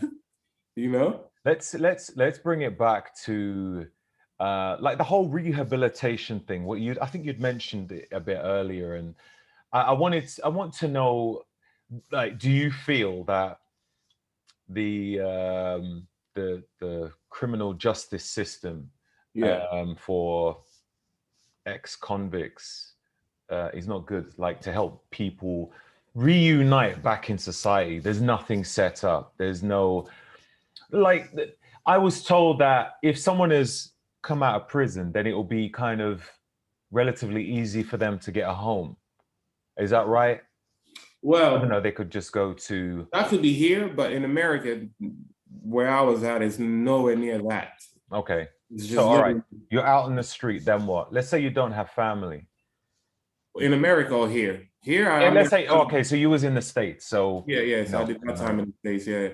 So in the States, it's bad, but if you bring it here, they do have a lot of support in terms of someone coming out of jail. Like you said, it will give you a place to stay. You get like some kind of housing, where in the States, you are on your own from day one. I mean, they'll put you in a halfway house, which is, halfway house is, it's a place where it's almost like being locked up still, because you're still in the system, but you kind of get to go on the outside world to go look for work and blah, blah, blah. And then you come back to the halfway house. So that's the closest thing of them housing you, really, in terms of the state housing you. And once you leave the halfway house, you are on your own, basically. And the halfway house it's like a pre-release place. So before, let's say, like, if I would have stayed in the States, I would have went through the whole process. Because I got deported over here, I didn't go through this level 2 and halfway house before you go home process. So the halfway house is basically set up for you to get ready for the streets. And that's all it is, yeah. Okay. So for me, I just did the time, straight to society, no easing you into nothing. Straight in. Isn't there like some sort of probation officer or something like that? For me? Like, you know, isn't that what they call it? I mean, I'm no parole. For me, it depends on what you are. So if you go in and you got a parole sort of, for me, it was parole. So I had, like, I think the time that I got out, I had a few more, maybe months of parole left. It could have been, yeah, something like that. So I have 5 years of parole left. Sorry. What is a parole officer? I never got to meet one, but a parole officer is a person I literally somebody that you report to on a daily basis, basically. That's it. Right. Okay. Yeah. That's how I understand it. Yeah. Hey, let me take a quick break real quick. I'm gonna use the bathroom and come right back. Go for it, bro. Thank you, boss.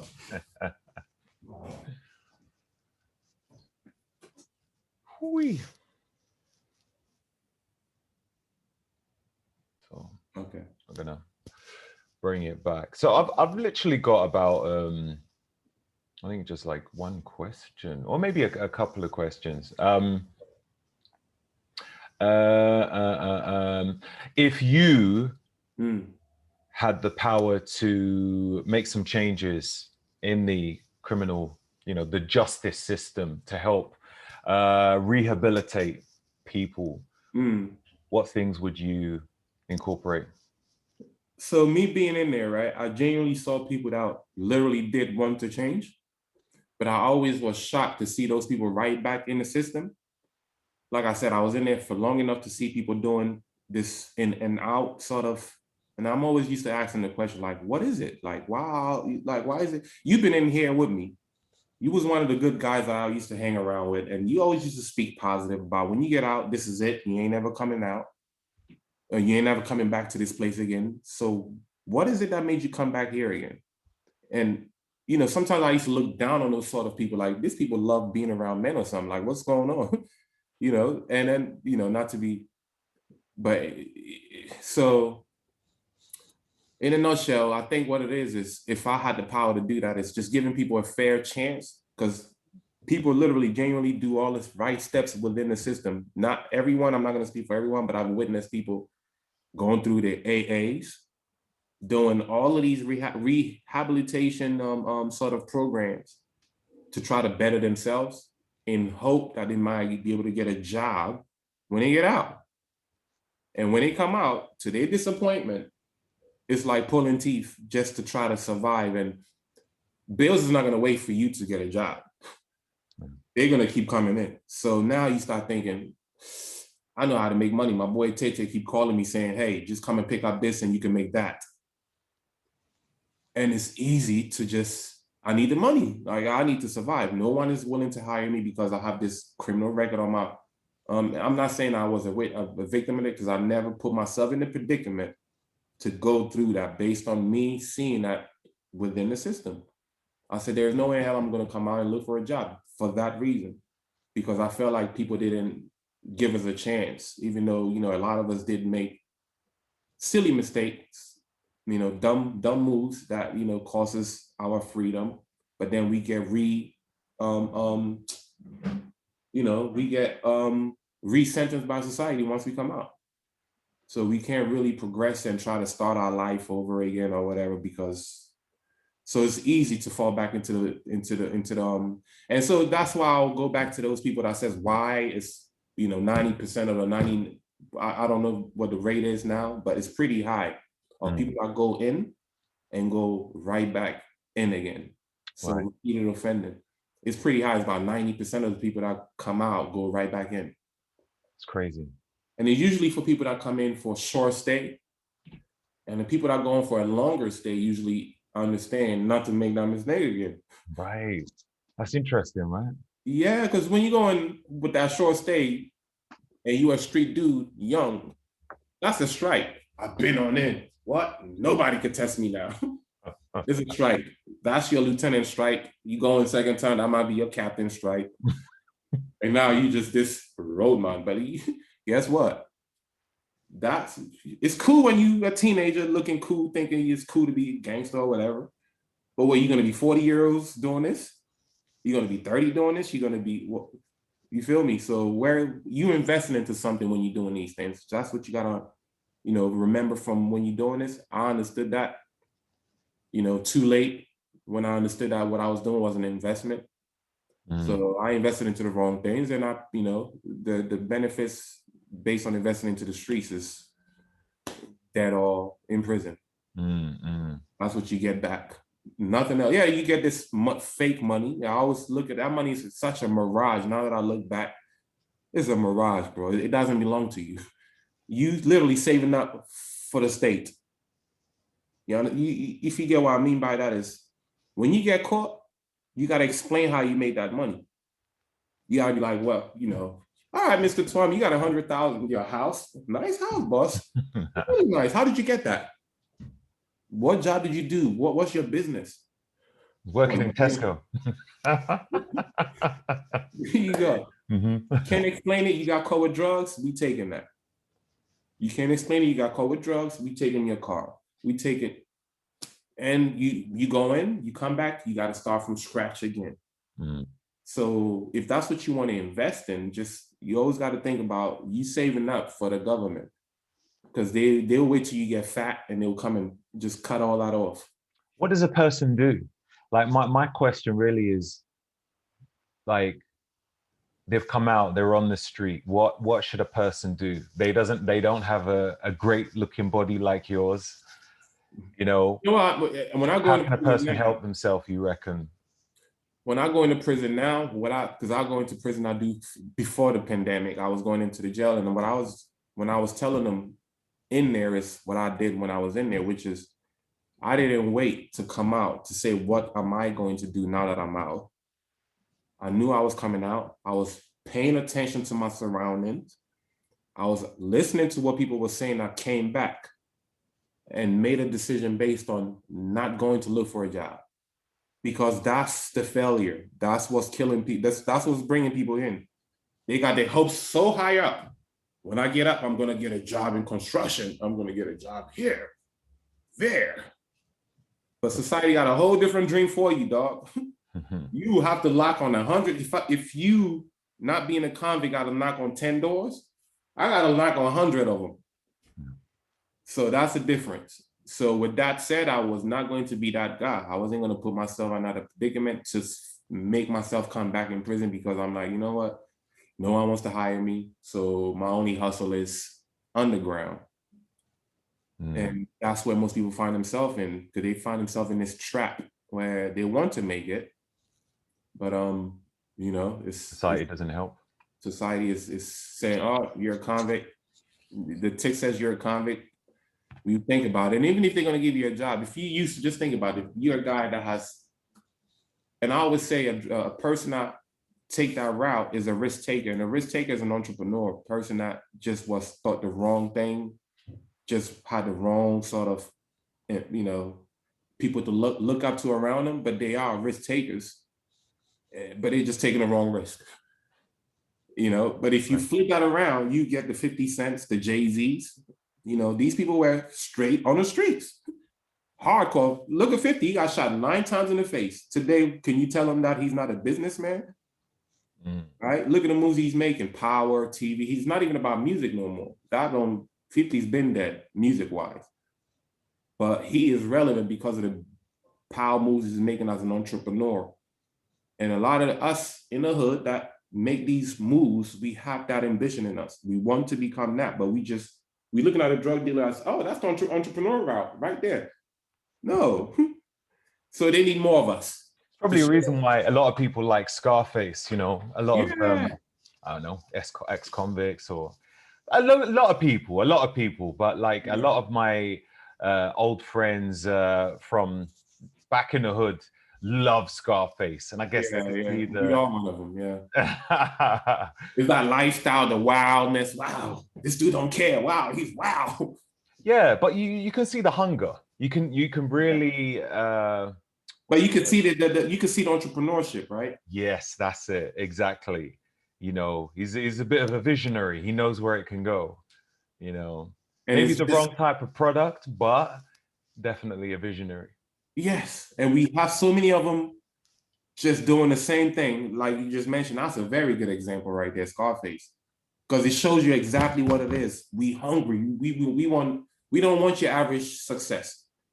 We want this success that we've seen on TV, MTV. They driving these big boy cars and they living in mansions, and I could see them, but they talking about the wrong things of how they got to it. But they're musicians. You know what I'm saying? So sometimes it's the wrong message. They say, musicians will come out and talk about what they've done in the past. Like, I used to flip coats and like Jay-Z for, So a young person in the streets, they thinking, this the message that is being pumped into their head, and they're looking at those people around them also. You know, wow, Tay, he sells drugs. Look at the big car he's driving. My uncle, he works for the states. His shoes is always torn up. He's always broke. My uncle is always living from meal to meal. Like, I don't want to be like him. I want to be like this dude right here that, you know, he looked like life is good for him. But that person is selling the wrong product. So it's the wrong type of entrepreneur that is being exposed to for a lot of people growing up in deprived communities. And hence why crime rate is so crazy. And I'll say deprived, but people always trying to put color on deprived communities. Like, for example, it's just, you know, black on black. Anywhere that's deprived, bro, crime is high. No matter it's in Scotland, Russia, Poland, you're gonna find crazy crime in places where it's poor, where there is no role models, there is nobody to look up to and say, I want to be like this dude. You're gonna see that. So that's what we live in. So that's why, you know, MEM, when I first saw you, I said, you know what, we are assets to people that we could flip this, we could help flip some of this around and prevent a young person doing what I've done, looking at, you know, the drug dealer for as a role model or the gang as the family to join. They could join our family, learn how to lift dumbbells. You feel me? Instead of picking up guns and knives. And that was the vision. Did you mention that you recently went to visit a prison?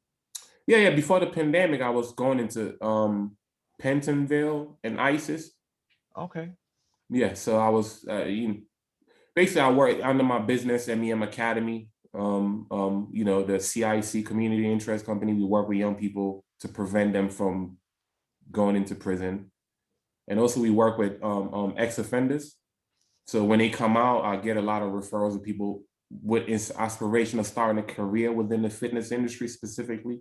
And you know, and again, I tell them my story. That's why I go in there and I tell them my story and I let them know that preparation is key. Don't just do time. Don't let the time do you. You do the time. Prepare. Use this as a, you know, you made a mistake. Learn from it. Don't repeat it. And in order to do so, if you want to give yourself a chance, think of something that you could do on your own, where you don't need to go beg someone to, you know, say, you know what, can I get a job, or can you give me just think about that one thing you don't need no one for. And you could build on that as your safety net. So when you're trying to look for a job, you got this safety net that's sort of, it's like, for me, it was MEM. My safety net was, I got this thing called MEM. I mean, at the time, it wasn't called MEM. It was just this idea, right? And then that was my safety net. I want to, you know, so even if this don't work, I could draw. I got art. So again, that was my other safety net, you know? So I have different things that I say, you know what, this I could do by myself. I could sell my art pieces. I could do portraits. I could do this. I could start something. So we all got something in us that we could say, you know what, if this person don't want to give me a job, let me see what I could do with my little skill set here. Let me see if someone want this. And for me, I knew, you know, fitness opened that door. Amazing. You know? It opened the door. So yeah, sometimes I do look back, I'm like, wow, I came from here and I'm doing this. Like, dang, you know, whatever I was doing in there did work. So it's something that I'll definitely recommend for somebody that's in the predicament I was in, to make sure you plan while you're doing your time. Don't do it when you come out, because when you come out, shit is coming from so many angles. The planning stage is over. You know, you can't, now you don't even have the mind to start planning. Yeah. You know, your parole officer wants you to come and check in. This person is saying this, that. So, and then the bills are still coming in now. You know, oh, you out. You got bills. You know? So what is the direction of MEM for the future? Oh man, I mean, as you know, we've been going since 20. I mean, I established the brand in 2011, but the first leg was MEM Fitness. So MEM Fitness is more product based. Okay. But I started everything under that same umbrella. So obviously, my whole mission was to create this entrepreneurship, this whole thing that will replace this drug dealer vision for these young people. Somebody that they can look at. this dude came from here and did this. I could do that too. That was my whole thing, right? So, and I was happy to bump into people like yourself to help me along the journey, like you, Mahada. It was a lot of us. And everywhere we went, it was people like this, like, wow. And whatever I was doing, the vision was working because I didn't have the money. I didn't have no product. I just had the ambition and the name. So, but then how do you get the name out there? I need people that look like me. Me by myself, I'm not going to get that message out. I need 20 of me to create that impact. So that's hustling without no money, just the creativity and the ambition and the passion and all of that. People saw it through. Like, I'm sure you felt it when I came to you and said, bro, I'm telling you, you can do this. And you're like, you know what? Yeah, we can. We can inspire people. Yeah, you're right. Mm-hmm. And eventually, we collaborated, and it's the same thing. I got eventually, like I said, when I look back, I was like, damn, it's like 20 of us now. Jesus, everybody's in hell of a shape. Mm-hmm. And everywhere we went, it's head spinning. Who are you? MEM. So within 2 years, I'm like, it's time to register this name. And then that's when I went on company's house because the name was just people was inviting us to places like Body Power for free, bro. Mm-hmm. Oh, just come on in. And the MEM boys are coming. Even for Muscle Mania. Remember Muscle Mania? Yeah. I was there with the team, and it's the same thing. The MEM boys are here. And I'm like, wow, we famous? We famous, bro. I created it's a proud moment to say, whatever I was doing in the system, I repeated it on the inside where I used to bring people together for a good cause. Simple. And so with that, I created a business model around that. And that became MEM Academy CIC. MEM Fitness just focused on the products, which is, hoodie, t-shirts. Now we even do sneakers now. So footwear, outerwear, the whole shebang. Amazing. Wow. You don't get many, I don't know if you'd call it apparel or, unless it's like massive brands, you don't really, I guess it just depends on what level your company is at, but it's quite difficult to do footwear. I think, You know what it is? It is, but like I told you, man, on the inside, I knew I was a risk taker. Amazing. I did the wrong things, taking the wrong risk. Now I'm taking the right risk, I think. Amazing. It can either hurt or I'm not going to go to jail if I fail. Oh, I like that. I like that. That's really good. I like that. And for me, it's like, bro, I look at the people I look up to, right? The people I look up to are the people that I don't look at how where they at today. The people I look up to, Nike is one of them, the person behind that brand. And to me, Nike is not an alien. He bleeds. He wakes up in the morning just like I do. His name is Phil Knight. He wakes up in the morning just like I do. If you slap him, he might say, "Oh shit, why did you slap me?" So he's human in a nutshell. That's what I'm trying to say. Yeah. So whatever a human being can do, if I aspire to get into that lane, I'm the only person that could block myself from not doing that, not being able to achieve those goals. That's how I look at life. Mm. So the way I look at life is, if someone wants to be like Roger Snipes, want to put on the muscles, if you sit down and talk about it, it's never going to happen. But if you get up and put in the action, you're giving yourself a chance for it to happen. And that's how I always believe, join a race. Don't sit back and say, man, I wish I could run just as fast as Usain Bolt. You could wish forever, bro. But it only takes action to figure out, is it going to work or not? And for me, so far, I could say that it's not failing. I mean, every time I put out a product, they sell. I put in the work, and I think, like like I said, my background is art. Like I was in jail, I survived through, drawing people, and artistic was, creativity. I'm blessed with that, I guess. Mm. So I've incorporated that into my business, in terms of coming up with designs for clothing, strategizing for the business in terms of, because everybody think it's just, I want to do clothing, and yes, poof, there go the clothes. Mm-hmm. Mm-hmm. But it's if you think about all of these things, it's It's a strategy. It's not just you get up in the morning and yes, take the action, but it's a strategy. Like what kind of clothing you trying to create? What makes you different from that person doing the same thing as you? All of those things you got to think about your branding, and so that's things that I've learned over the years of doing it. But first, I dove into it. I didn't sit back and wait for perfection before I get into it. I just went in. I had a vision, and I just say, you know what, I'm gonna learn as I go along. Yeah. So I've learned from my mistakes. You done good, man. And I'm still learning.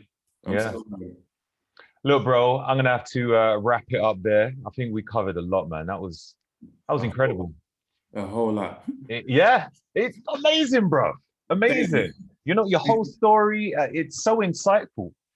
I've always wondered what it's like being on the inside of, someone who's been behind bars. You just hear about, it was there, I'm done now, and this is what I'm doing. But it's good to know, okay, when a person goes there, and also what happens when they come out. Like, what did they learn while they were there as well? Yeah. And, it's fantastic, man. It's good to appreciate it, man. I mean, like you said, what did they learn? I always use Malcolm X as an example in terms of how a person could flip the script. Because remember, Malcolm went in as a stick-up kid, a robber. Yeah. That's what he was known for. So I would say if Malcolm X would have died in prison, he would have been known as a robber, a person that robbed people. That's it. And you would not know about this great person called Malcolm X. Yeah. But he educated himself. He recognized, you know what, I messed up. Let me educate myself. And what prison do is it gives you an advantage over what's going on out here, because I feel like I had an advantage because I was way less distracted. I had the time to learn a game like chess. You know how complex that game is?